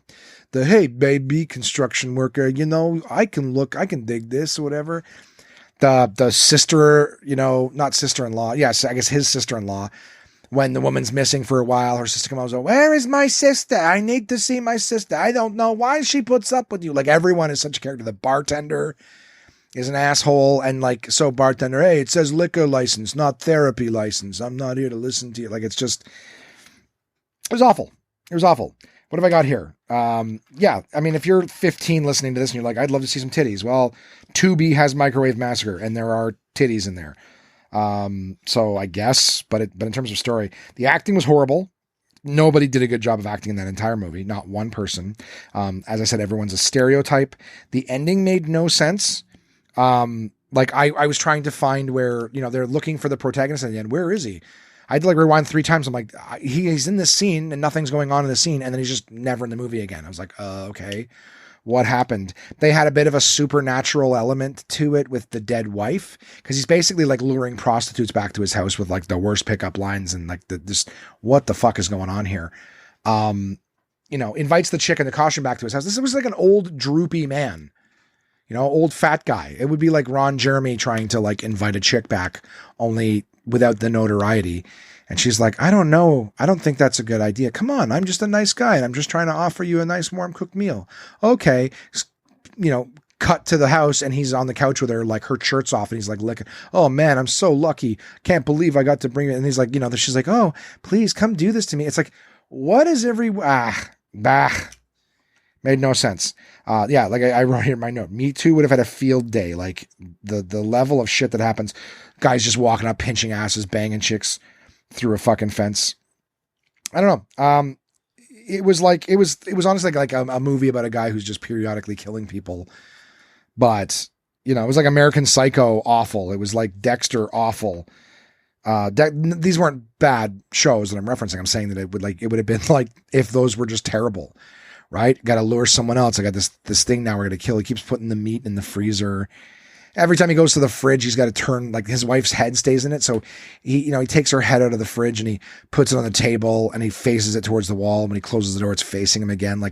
But they never address that. And then the very last thing in the entire movie is like these guys kind of like going into his garage to kind of find out where did he go. And they open the fridge and her head's there and it's like, huh, and they act surprised. And then her eyes start to glow and zoom out. And it's almost like the Looney Tunes thing where the circle just grows until it consumes the screen. Her eyes, right? They're like orange, orange, orange. Wow! The end and credits. And it's like, so I don't get it. Did she kill him or, like we didn't see him. He wasn't anywhere near her head. It's just like, what the fuck? Yeah. Anyways, Microwave Massacre. You did it. onesies. Mark, specifically, you recommended one to me that wasted some of my time. I wish I hadn't watched it. Thank God I was working on the top 5 in the meantime. I will definitely pay attention to them, but I got to do something else too because I will just fall asleep. So having said that, let's get to the top 5, gang. What are we at? We're already over an hour. It's an hour and 10 minutes already. I will do my best to make this a quick one. Fuck's sakes. So this week, top 5. Top 5 board games for beginners. I will say this. Email address is contact@onemanpodcast.com. So if you decide you'd like to send me your top 5 board games for beginners, do that. If you'd like to send me a different top 5 of yours to read, do that. If you have an idea for a top 5 that you'd like me to do, you don't even have to do your own. If you're just like, hey, I'd like to hear your top 5 this, I'll do it. Same Mark that sent me this horrible movie recommendation also asked me to tell my top 5 strip club stories, which I did in a previous episode. I don't remember which one off the top of my head, but that was a thing that I did. So, yeah, it's a thing. Send it. Contact@onemanpodcast.com and I will read it. This week's is top 5 board games for beginners. I had mentioned in a previous episode that I do have an abundance of board games and it's a fun social thing to do. I was never a board gamer. And if you're listening to this and you're anything like I was, if I heard board games, I thought, sorry, Scrabble, Monopoly, Snakes and Ladders, you know what I mean? Like there's other ones too, but I thought like very simple board games where, you just roll a dice and you move where you're told, which means like you've got very little control. Sure, there's an element of chance in the sense that you don't know what the dice is going to roll, but I mean, you're really not in control of much. You roll the dice and you just live or die with what it is. And I've learned that those types of games where you roll and move are called roll and move games. I've been, I guess, a little bit of a board game nerd for the last while, but I know people that are infinitely more into it than me could tell me. They're the ones I've learned my terminology for, who've made recommendations of YouTube channels, things like that. But I can tell you that board games have evolved infinitely beyond that. There's lots of games, even though I call them board games, that are played entirely with cards. There's no boards whatsoever. There's cards that are used.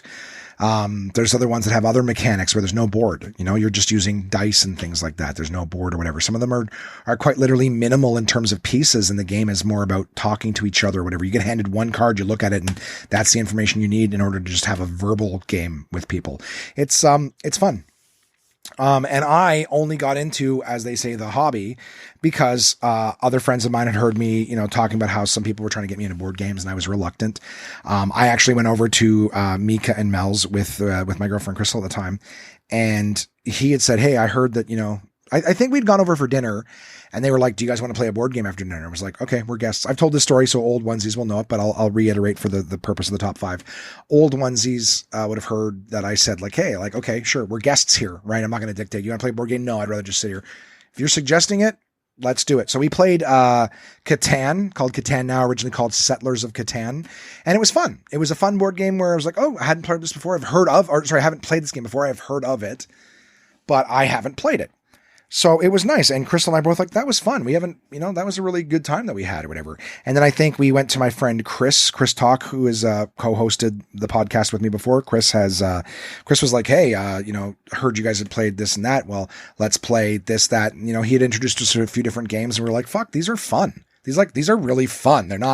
They weren't like, oh, I guess like, yeah, well, I'm glad we did that. It wasn't like playing Jenga. Even the game, the movie that came out, Game Night, you're like, oh, that's a fun one. And they're all in that game. They're playing like Pictionary and Jenga and all the classics, Trivial Pursuit. Like it's not anything new. And I thought that was kind of a wasted opportunity for the amount of new games that are out, and it kind of perpetuates the same thought that I had that was like, oh, the board games that exist are the same board games that we've known forever. Maybe you'll wander into a Walmart and you'll find something that's like, oh, the only game that I'd played before that was new was Cards Against Humanity, which, like for most people, the first time you play it is fun. But if you are somebody who's like, I don't know, comedians hate that game because you can actually be really funny. I guess it's humor subjective. I think they call it, so going back to the type of game stuff they call that a judge mechanic. So in that game, you all submit crazy Mad Lib things. They'll give you like a, blank the musical, and then you have a bunch of cards in your hand with obscene things. And so a lot of them are say things like, oh, coming nonstop until you die of dehydration, right? So you submit that, and that would read to the judge, oh, coming in so much that you die of dehydration, the musical. That's so funny as a concept. Okay. Then the next one, a giant purple dildo, the musical or whatever. So if you never played that, but the judge mechanic means that everyone submits a thing and then one person judges which is the best and hands it off. So I don't like games like that because there's no real strategy. As a comedian, some of the cards, they did this in Cards Against Humanity. Every time they released an expansion with new like cards, there'd always be one called, there was like in the first one, there was like a big black dick. The next one was a bigger black dick. Then another one was the biggest black dick. You know what I mean? Like, and you're just like, so like the biggest black dick, the musical, there's nothing funny about that. I get that it's, odd and gross, but it's not like, I don't know. There's some other ones where you're just like, I don't know. There's some things in it. Like there's two cards. One of them is like the white half of Barack Obama. The other one's like the black half of Barack Obama. You know what I mean? So something like that I would find funnier personally. If you have a musical called The Black Half of Barack Obama, the musical, to me, that would be funnier than A Big Black Dick, the musical. Do you know what I mean? I don't know. But Cards Against Humanity, the point that I'm making is that that's the only game I played. I wouldn't consider it a board game. That was a card game. All right, you guys want to play this card game? Sure. Okay, that was kind of funny. But the more you play it, like I said, I've played with other comedians too, and we're like, we hate it, because some of the cards, and I realize this is not a progressive term, it's on the cards. But there's one that's like, a dirty black midget, and it's like, that card just wins automatically because it's like, oh, haha, that card said black midget. That's funny. That wins. And you're like, it doesn't even make sense contextually with like the blank thing. Anyways, I digress. I hate Cards Against Humanity. I have this thing with board games where I'll play them with somebody once. I go, that's great. And then I go online to buy it. I'm like, oh, there's like 5 expansions. Sure, I'll take it all. I have owned the huge Cards Against Humanity box set, filled with all the different stuff.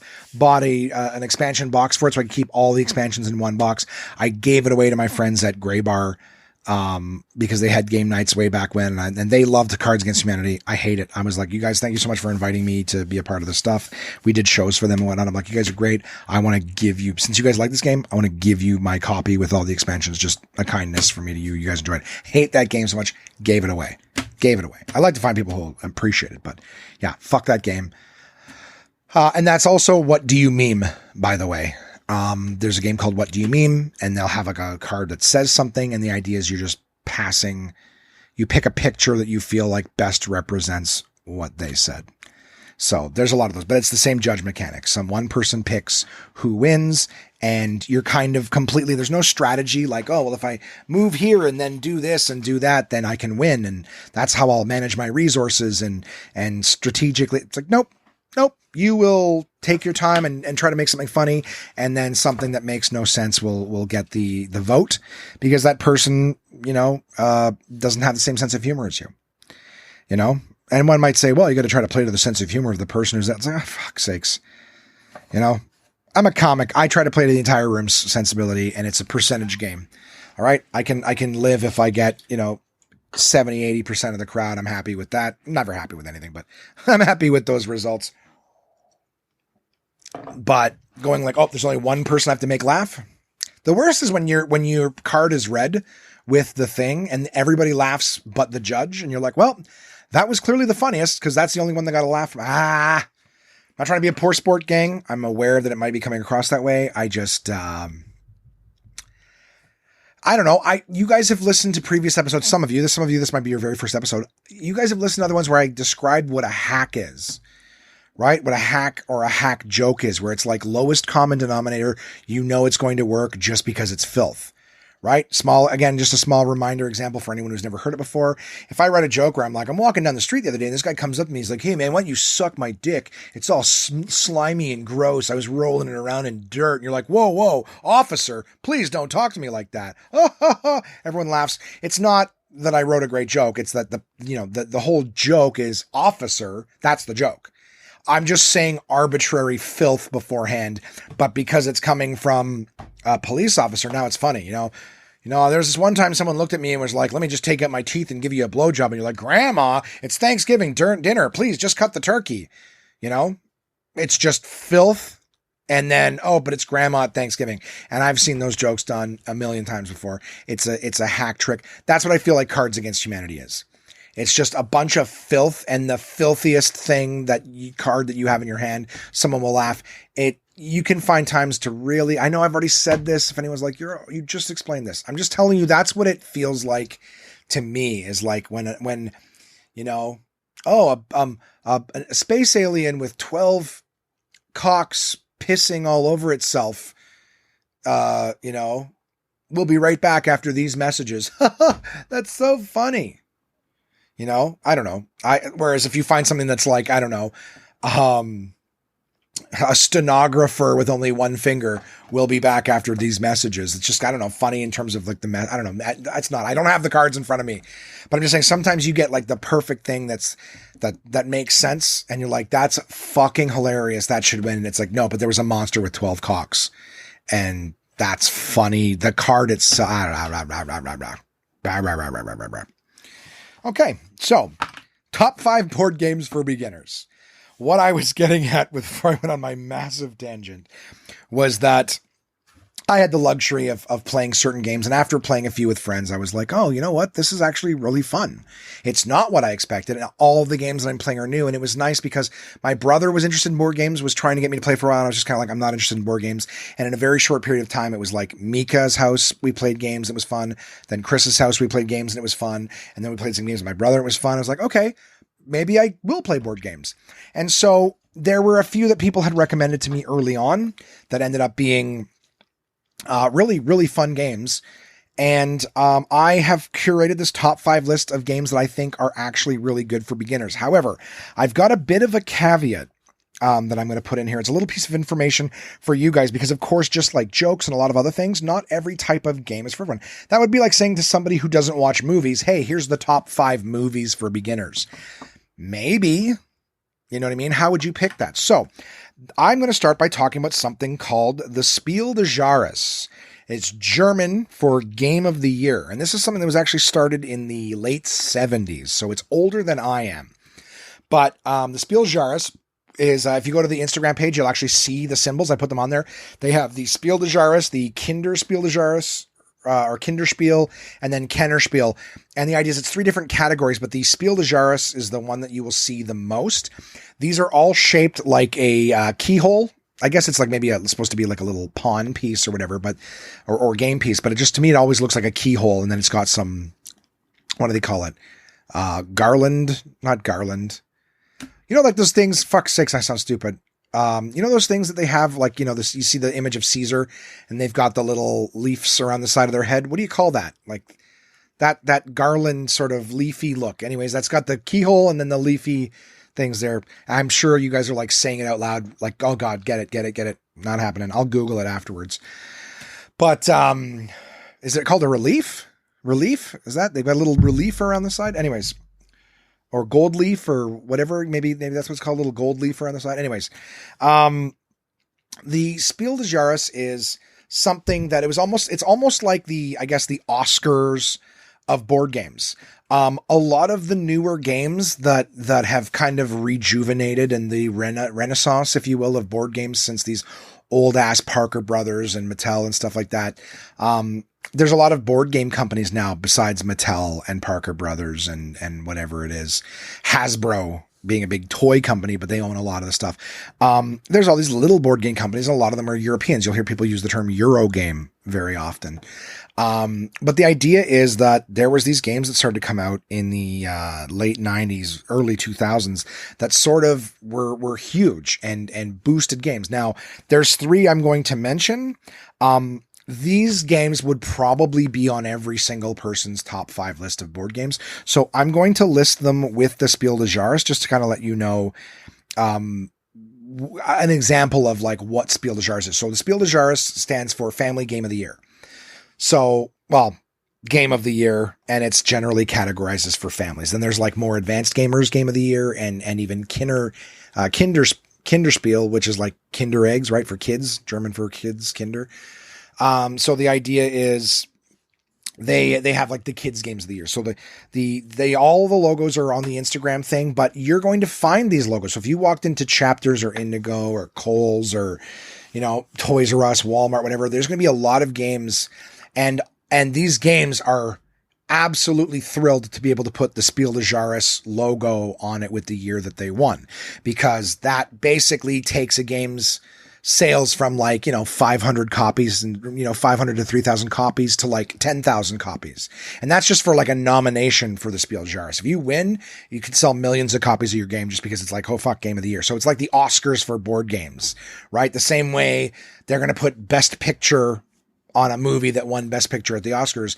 If you win the Spiel des Jahres for your board game, it's on there. But the main reason I'm bringing this up to you is that if you're somebody that after listening to this, you're like, oh, maybe it would be kind of cool to pick up some of the games, or maybe some of the games that Josh suggested. All I'm telling you is if you go shopping for board games, you will see this logo on not the vast majority, on a lot of the board games that are in stores. But that logo is pretty much a guarantee that that game's going to be a hit. Okay, so you can buy, I always tell people, you can buy a game confidently that has the red Spiel des Jahres logo on it. I think the dark blue one is for adult games, and then the light blue is for children's games. So the red Spiel des Jahres insignia, the logo on it, there's only one per year, every year. So when you see that on it, that was the best game released that year, and there are shitloads of games coming out. So I just wanted to mention to some of you guys who've maybe played these games before, to let you know that, if you're familiar with them and you're like, oh shit, yeah, that game's popular, they're Spiel des Jahres winners, and that made a difference. So for example, the game now known as Catan, originally known as Settlers of Catan, won the Spiel des Jahres in 1995. So in case you played Catan, you're like, when did that come out? It came out in 1995, and it won the Spiel des Jahres that year. There is a game called Carcassonne, which I believe is a small region of France or a town in France or whatever.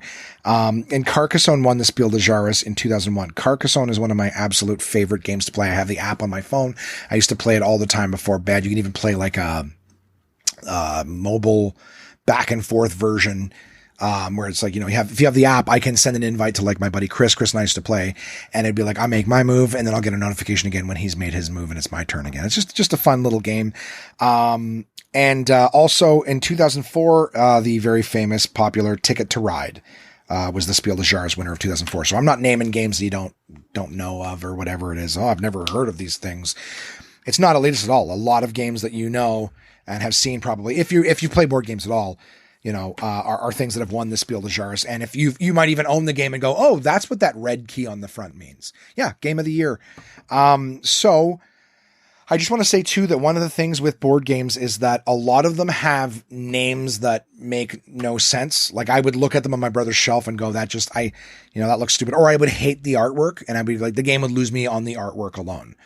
Now there's all sorts of different things. I will probably even try to make a top 5 resources for board games later, rather than going too much into it now. But the Spiel des Jahres, I just wanted to say, if you guys are like me, you know what, I'm kind of sick of this COVID shit, and I don't want the kids around the TV or whatever. This is a great option. Go on to Chapters or Walmart or whatever, and maybe find some of these games that have the Spiel des Jahres logo on them, and you enjoy them. But in my humble opinion, I tried to make it so that I could, chat and expand on this a little bit and kind of make it interesting for you guys. Is I decided to give you my top 5 board games for beginners, at least why these games made me want to play board games early on, and ones that I think that might help for you too. So I tried to pick a little different style. Unfortunately, my number one selection I did not know was a Spiel des Jahres winner, but I'm going to leave that in there anyways. I tried to make my list, as soon as I made a big list of all the board games I thought, and then as soon as I was like, you know what, I'll talk about the Spiel des Jahres, and I will, to make my life easier, you guys can find those. I think it's pretty safe to say that anything has the Spiel des Jahres logo on it is safe to say that a beginner would love it. They're just great games. So if you're not used to playing board games, you can just play that and you'd be like, oh fuck, this is a great game. So anything with the Spiel des Jahres, great for beginners. Here are the games that I would suggest. And again, my number one is a Spiel des Jahres winner. So coming in at number 5. All right. I just wanted to say too, just back to that note on the hating the artwork or hating the name. I've got games called Machikoro, which I don't know what the fuck that means, but it's a great game. I've got games called, Catan. If you don't know what Catan is, sorry, I'm turning, looking upwards completely away from the thing. I got games called Anomia. I've got games called, Obscurio, but even Obscurio kind of works. Ones like Takkaido and Takanoko, and, they're basically named after areas in my ignorant ass. Manila, right? In Vietnam, I believe it is, or the Philippines. But Yeah, so I got names of games that just don't make any sense, and I've seen a ton of them on shelves, and I'm just like, ugh, the artwork looks stupid, and the name is like, what the fuck kind of name is that? But it works, and the games are great, so it's almost like now I find myself the games I didn't even want to try because I hated the name and the artwork. Now I play, like, I can't tell you how many times I looked at Carcassonne on my brother's shelf and went like, that artwork looks stupid, that name looks stupid. It is fucking amazing game. But like I said, I've already told you that one Spiel des Jahres 2001. It is not on my list. So just saying, if you hear something with a stupid name and you're like, oh, I think that sounds stupid, or you see in the box, you're like, oh, that looks dumb. Yeah, I totally get it. Not the case. A lot of them, not the case at all. They might have a shitty box, whatever. Fucking awesome games. So coming in at number 5 is a game called Dead of Winter. That was one that got me invested. Now that is the heaviest game on my list. It is not too hard to learn. It's just if you know your group or your family or your circle of friends, that game plays like The Walking Dead, and not like Walking Dead season 10, but like Walking Dead season 3 or 4 or whatever you considered good. What's cool about that game is it is a board game. There is in fact a board. And I want to mention that I use the term board game all the time. I never say card game or whatever. I say board game all the time. So even if the game is just cards, or if it doesn't have a board, I kind of just refer to the whole category of boxed games or physical games, tabletop games, as board games. So just a heads up. Dead of Winter has a board, and it has several boards, as a matter of fact.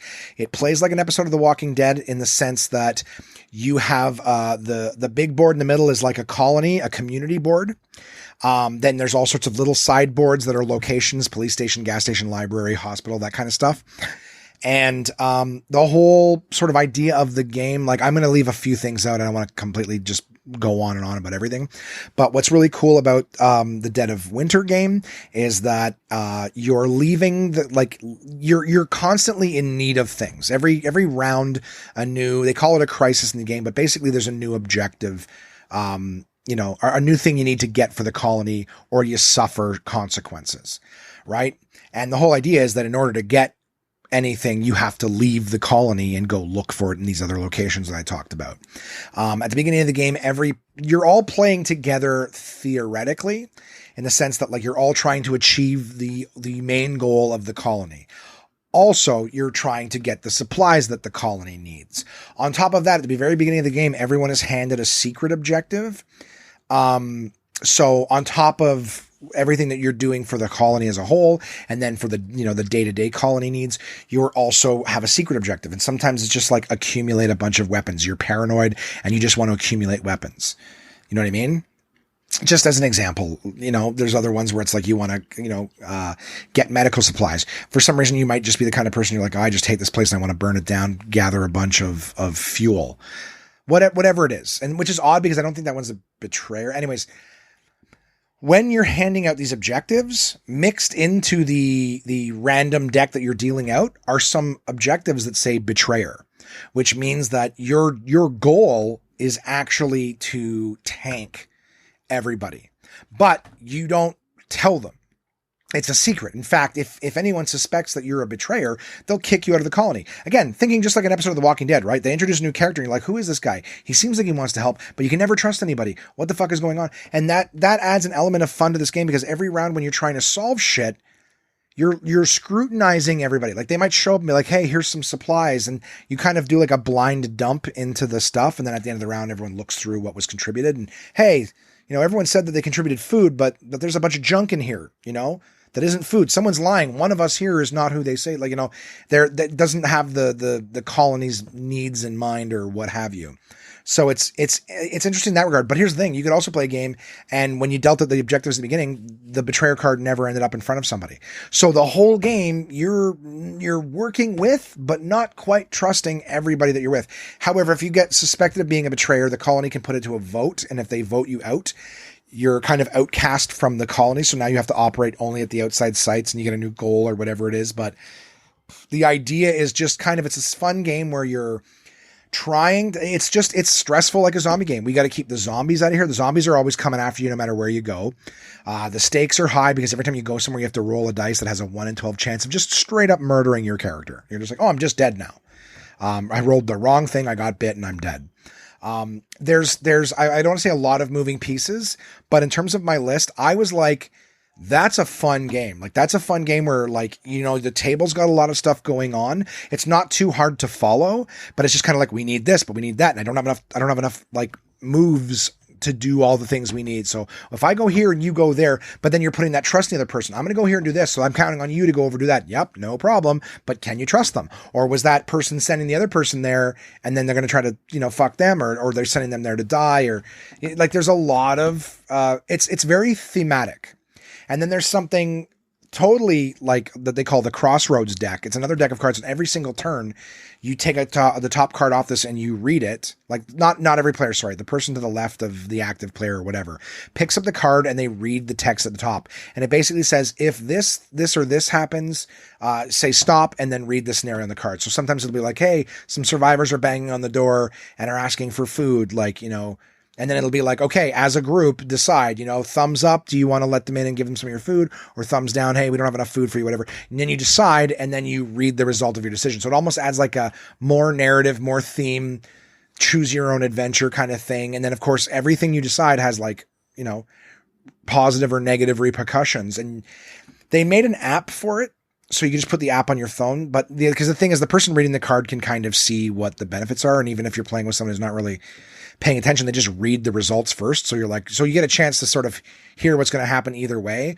Whereas the app was kind of cool because it would tell you the scenario, and then it would, you know, give you your two options, and you tap the option that everyone agreed upon, and then it would tell you the results. So if you never tap the other side, you wouldn't know what it is. Maybe next time you play, if that card comes up again, you'll have a different thing. But there's like 60 some odd scenario cards, and they only trigger, you know, it might say if this player goes to the library on this turn, and if that player doesn't, you know, if they don't have that character or whatever, then it just, card never gets read, back to the bottom of the pile, that thing never happened.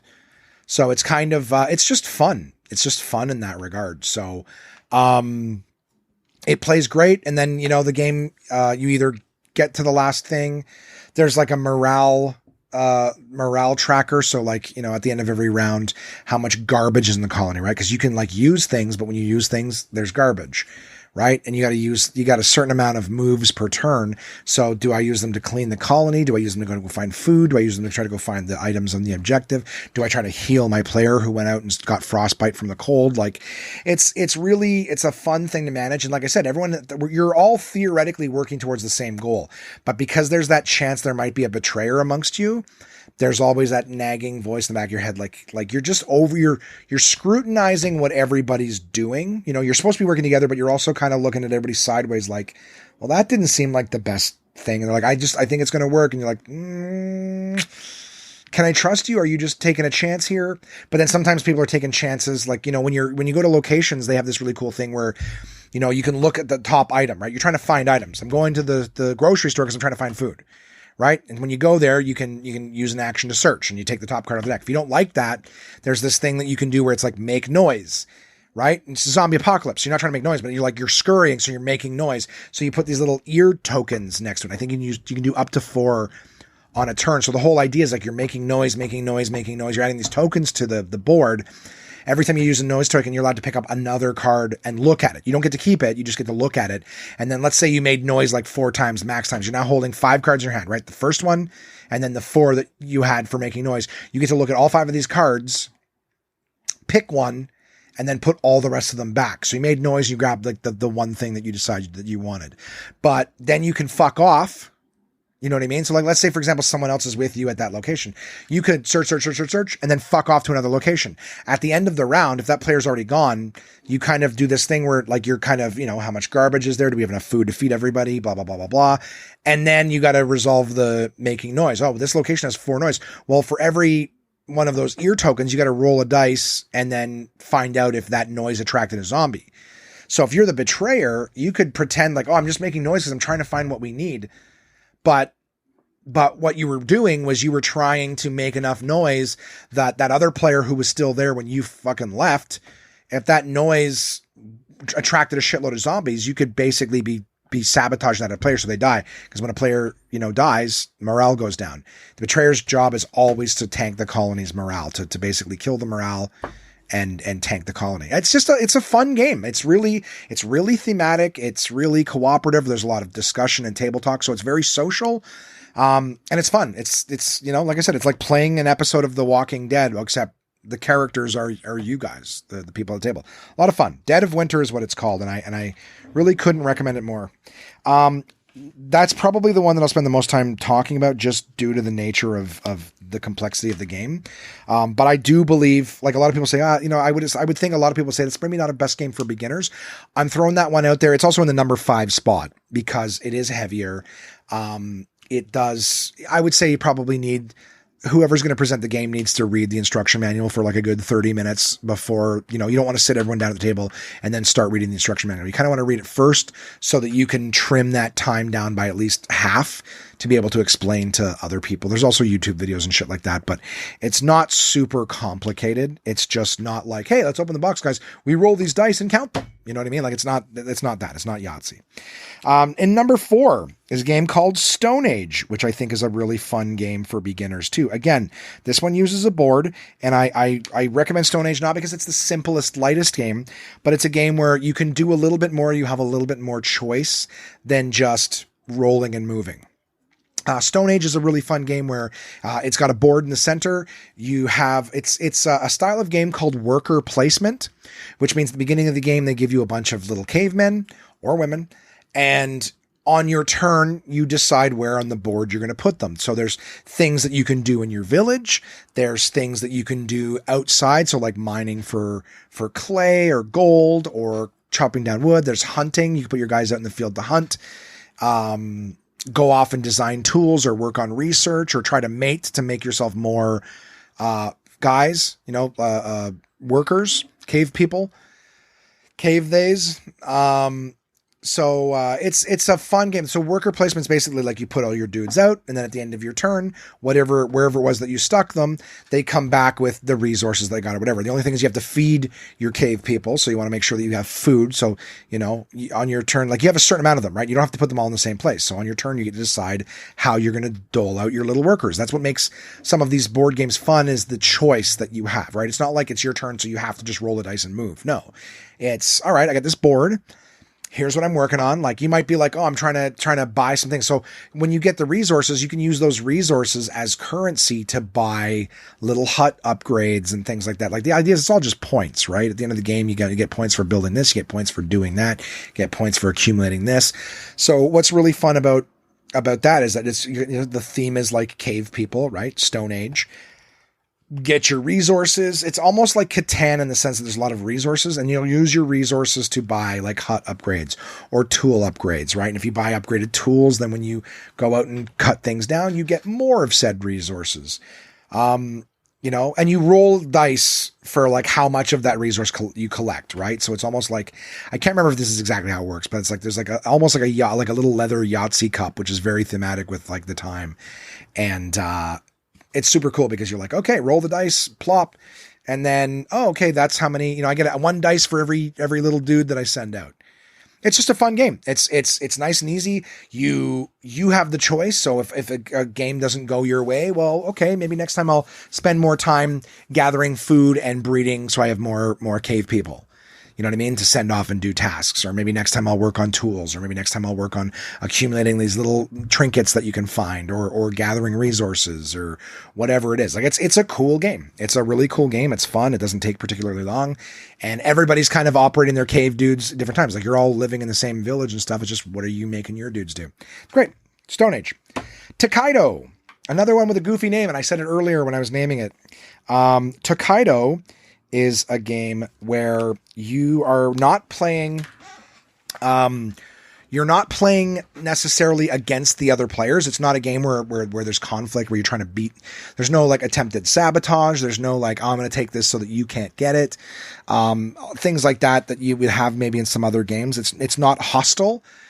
Tokaido is a game about, basically it's about like a spiritual journey. It's almost like a game about the journey, right? It's not about the destination, it's the journey. And I'm probably going to sound super ignorant because I don't remember exactly I don't think Tokaido's a region. Give me one second, I'm going to Google it.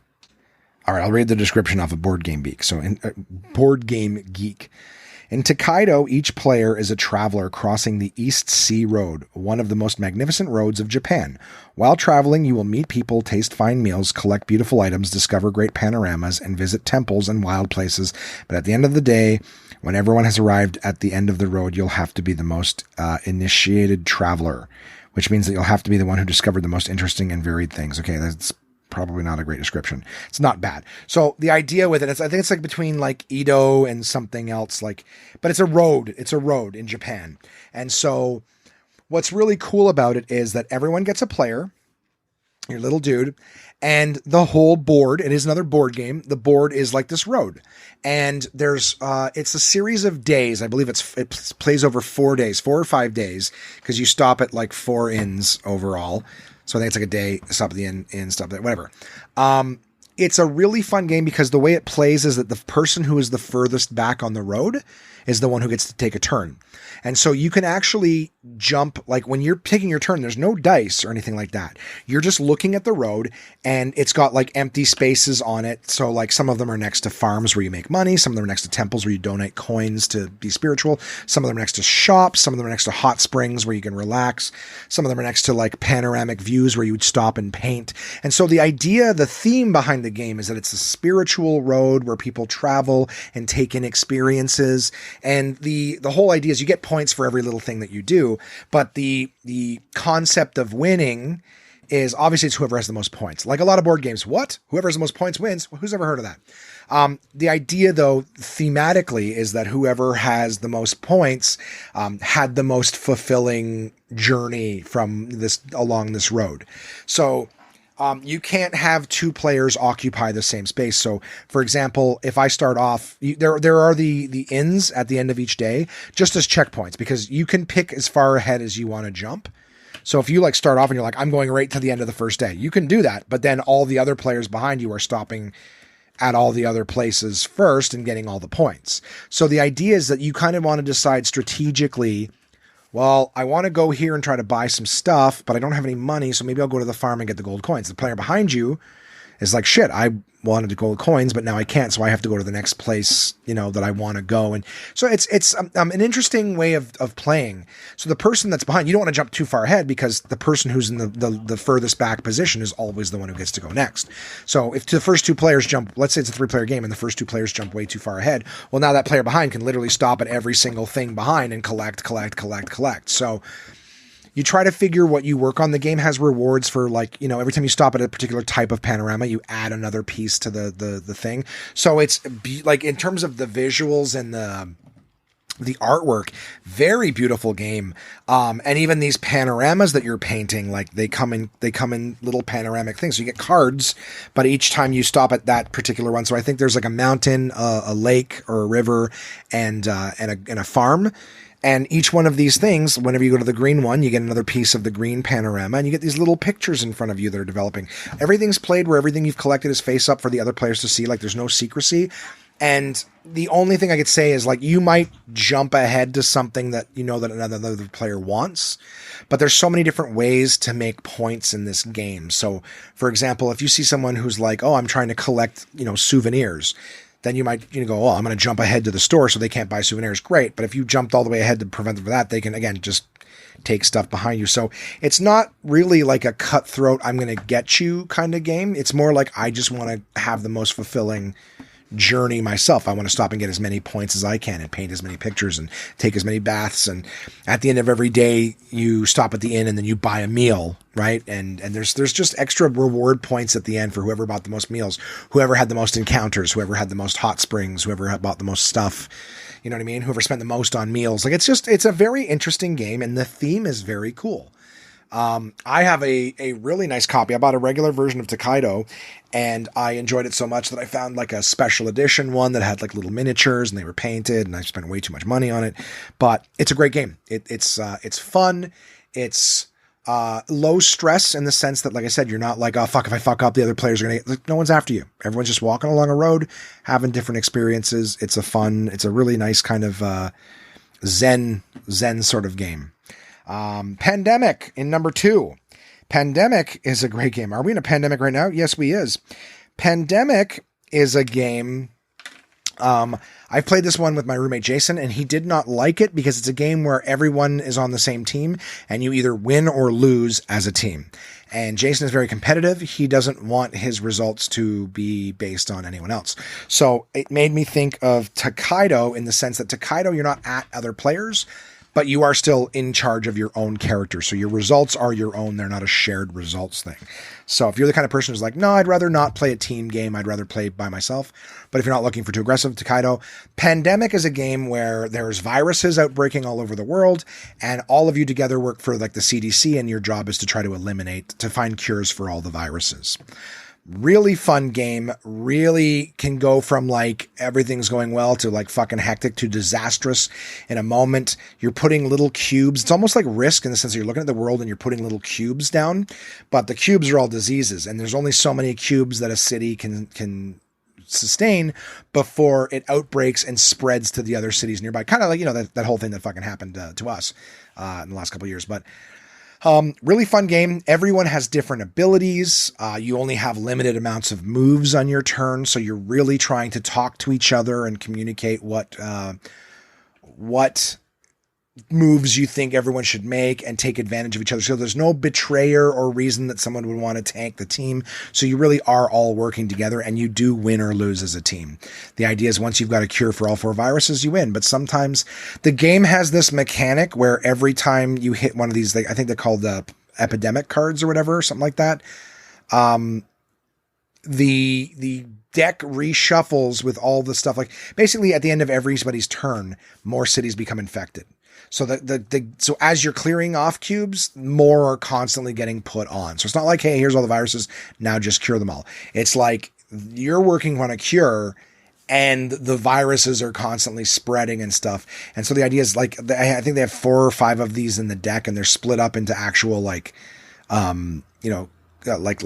deck's broken up into like 5 stacks, and then you put one on top of each stack, and then stack them back on top of each other and then put them in. So periodically, every time you get to a part in the game, you shuffle everything together, and you're just, it's just a game that'll bite in the ass. But all the places that just got infected, so at the end of a turn, you flip over 3 cities and you add more cubes to them. Well, if some of these cities, once this epidemic card comes, you have to take all of the cards you've already flipped over, shuffle them, and put them back on top of the deck. Not on the bottom, on top. So places that just recently were infected are getting infected again.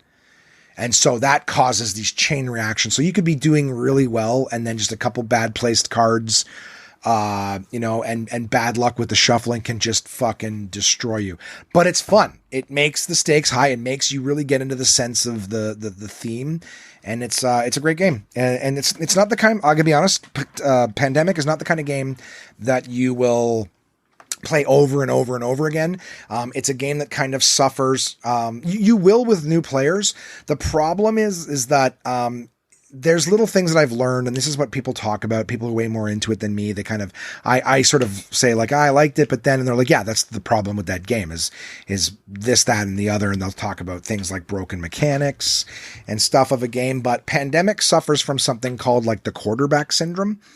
What ends up happening is if you're playing Pandemic and it's your first time, you're gonna have a great time. However, if you're playing for the first time with somebody else who's played it a bunch, because you're all doing co-op, you can do whatever you want on your turn, but a lot of people are like, I want to win.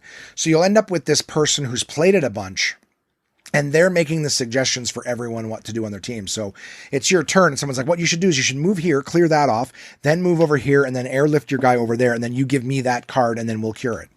And you're like, well, I guess I want that, but it's like, that's even less, that's almost like just picking up the dice and rolling it. Like if you already know everything I'm supposed to do, and I haven't played this, like I'm not thinking, oh, this, you got all the strategies, you're quarterbacking everybody, you're telling them what to do. So they have come up with little fixes for that in their expansions. They have an expansion for Pandemic where one person actually plays as a bioterrorist. And so they're the one who's running around trying to like add more. So that kind of like, if you have one person that's already knows the game pretty well, they can take that role And then that doesn't exist in the base game, by the way. And I'm not suggesting you start with that. But if you're interested in board games and you want to see what board games can be, Pandemic is in my number 2 slot. It was great, especially with the theme of the world right now. You can find Pandemic everywhere. I don't think it won a Spiel des Jahres or anything like that, but anyone who plays board games, you say Pandemic, they know. In fact, Pandemic has even made a game called Pandemic Legacy, and a legacy game, not to take this off in a different direction, but a legacy game is one that you play where, they send you stickers and boxes of extra things, whatever, and you actually play it for like a season. So it's designed to be played, 12 to 24 different times. And every time you play, you're going to get stickers and things like that you actually put on the board that alter the gameplay forever going forward. So it's almost like a choose your own adventure where like the results of a previous game will carry forward into the next game. So the stakes are raised. Like, you don't want to fuck up because you make a mistake. It follows you forever until the game's over. And then apparently the game is still playable when it's done, but everything's over. So like in Pandemic, you can have cities like burned to the ground, for a single gameplay. And you're like, oh shit, that sucked. And then you just start over again fresh. Well, in some of these ones, it's like, yeah, it burned to the ground. That city's, you can't go in there anymore. And then the next game you start, like you play on, viruses mutate and they have new effects and things. Fucking awesome. That's like a 10 out of 10. And I was playing that with Mika and Mel, and we got to a point in that where it was like, this is crazy. Like regular Pandemic will seem like a walk in the park because of the stakes being so highly raised in this Pandemic Legacy. It's amazing. Number one. Codenames. Codenames is, I think, like the game that I played with Chris. Crystal and I played with Chris and his lovely wife, Rebecca. They played that with us. Instant classic. It's such a good game that I think I introduced Jason to it, or he had played it somewhere else, but it's a game that, like, that's all that they'll play here. Is Codenames. Codenames is a really fun game. You got 2 teams. You got basically a 5x5 grid of words. The game is words and word association. You're trying to get your team. I'm going to make this quick because I'm just aware of how late this fucking episode is. How long, I should say. And in Codenames, you've got 2 teams, a red team and a blue team, and at minimum of 2 players on each team. They have codemasters and I guess field agents. And the idea is the codemaster is looking at a color-coded grid. So it's that same 5x5 grid, but some of the words are blue team's words. Some of the words are red team's words. And in order for the person on the, let's say, blue team to guess which words are theirs, because they can't see, they just see a 5x5 grid of words. In order to try to establish which words are theirs, the codemaster will look at the grid, see which words belong to your team, and then try to give a clue, a 1-word clue, to associate as many of their words together as possible so that person can guess what they are. The thing is, when you give a clue, you give a 1-word clue and a number. So for example, let's say I have the word hawk. I'm going to go over to my buddy Tim Riel has a way better example. I think he said the word animal, and it was like let's say his words were drummer, furry or something like that. I don't know. I'm going way too far off. I think the idea was that he had like drummer and then like a bear and something else. And the word animal was like animal, like a bear is an animal, but animal is also the drummer from the Muppet Show. So the idea is that, like, that's where the creativity comes in. That's where your control over the game and your choice comes in, is that it's up to you as the codemaster to try to come up with a word and a number that will link cards together. The difficult part is sometimes your words don't go together at all, and there's nothing you can think of to do. You know what I mean? Sometimes the difficulty is you could say the word animal. Hey, I got hawk, bear, and cheetah. Hey, animal for 3. The only problem is that there's also rabbit and deer. Well, those are also animals. And one of those belongs to the other team. There's certain parts on the grid that are neutral. So the thing is, as soon as someone, goes, oh, I'm going to choose this as one of those words, the codemasters will reveal, what it is. So it's either a blue team's word, a red team's word, or a neutral word. So it's a fun game. The difficulty, the fun part for both sides of the table, right? Not both teams, but is as the Codemaster, you're playing trying to come up with something to associate these words. Your task is to be creative and try to find ways to make words link together that may not, otherwise go together. The person on the other side of the table who's getting that clue, for them, it's kind of fun to try to decide oh, what did you mean by that? You know what I mean? It's tough. I tried to get someone, I played the other day. That was one of the games I brought over to my friend Izzy's place. I tried to get someone to guess the word, they had to guess the word press and I think badge. I think badge or I really can't remember what it was, but I was going to say like credentials, you know what I mean? For two. And it's oh, I'm from the press. But if they're not thinking press as in the newspaper, right? If they're thinking literally pressing on something or that kind of thing, right? I remember I wanted to do the word press and I think palm, like palm oil, and I think I said massage. I was massage, right? Because you're pressing when you get massaged and there's a palm massage or whatever, hand massage. But when I was thinking, I'm oh, oil for massage, right? Oil massage, or you press something for oil and palm oil, but literally the word olive was there too. And that was the other team's word. So I'm well, I say oil, someone's gonna think olive oil. So it's a fun thing of a game. So you're basically not just trying to associate your words, but you're trying to make sure the clue you give doesn't lead someone to one of the other team's words. Or there is one card on the board every single game that is called the assassin. So the idea is that if either of the team's guesser selects that word, it's instant game over for that team. So I remember I was playing one time, code names, and the last two words I had left were paper and parchment. And I was easy, sheet of parchment, sheet of paper, easy peasy.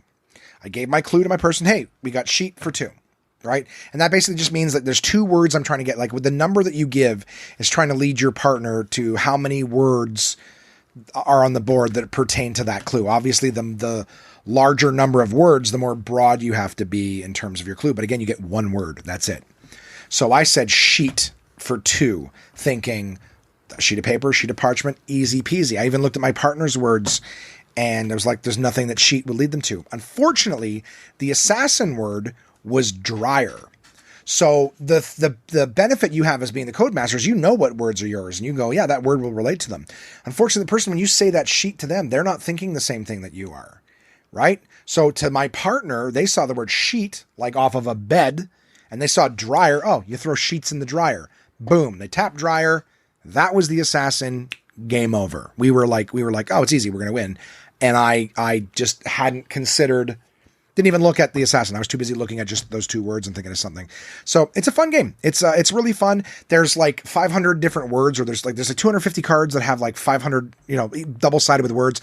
And of course, these come in different configurations. The grid cards are there's several of them in the thing that you can spin around, flip around any which way. And of course the words are always different. So there's limitless combinations of what you can do. There's even an app that will just randomly generate grids for you to use during the game. So the Codemasters will always have a new grid. There's so many different words.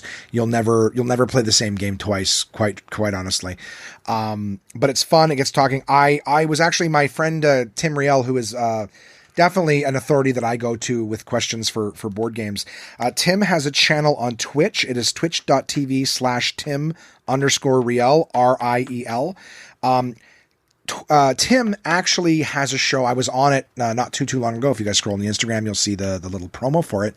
Codenames. He hosts a Codenames live show on Twitch on Mondays and Thursdays. So on Mondays he has new guests. I was one of those, and on Thursdays they have their forever cast kind of thing, or regular cast on it, and they play Codenames live. You can watch it. You can also play Codenames yourself at codenames.game for free online. So codenames.game, you can go on there and play Codenames. You just need to find 4 people that'll play. You need 4 different computers or smartphones. Sorry, I'm struggling for the words. So you can play Codenames online for free. You don't even have to buy the game, but it's definitely a good one to have. It's a great cottage game. It's a great, after dinner game. It's not one that's super hard to learn. It is definitely hard to master. Another just fun little ideas. I remember one time I was playing, I was a codemaster, Jason was the opposite team's codemaster, and the two words that he had left were needle, all right? Needle and jam. And I'm like, what one word are you going to do that's going to combine needle and jam? And then Jason goes space for 2. And I was like, very well, well done, right? Seattle Space Needle, Space Jam. Amazing. The word space is connecting both of those. I was like, that's crazy. I'm like, that's great. And that's what's fun about that game is you can come up with some really cool shit. That same person was my partner on Tim Riel's Code Names and dropped the ball so fucking hard for me. He picked the word strong, and the words that were available to me, like his clue to me was strong for like 4. And I look and the word steel is there. I'm like, oh, strong as steel. Tap it. And he's like, nope, that was the other team's word. I'm like, are you fucking kidding me, Jay? Why would you say strong when the word steel is there? Yeah, I didn't see it.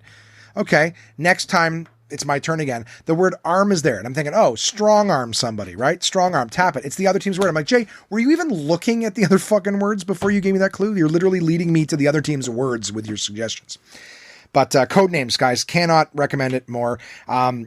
If you want to see it played live with funny people, comedians, and honestly some pretty spectacular, like high named comedians, twitch.tv/Tim, Tim_Riel, RIEL, Tim_RIEL. Mondays and Thursdays is there, or you can go to codenames.game and play it yourself with friends on that. Tim's channel is sponsored by CGE Games, the people who make Codenames, so it is absolutely 100% officially the Codenames channel from the developers of the games with my buddy Tim Riel. I had a blast on it. I'd love to do it again. If you guys hear me promo it, please come on and watch. You'll see how the game is played. But Codenames is a phenomenal game for beginners. It's just so much fun, and it gives you an idea. Like I said, there's no board. It's just cards on the table. So it gives you an idea of what games can be.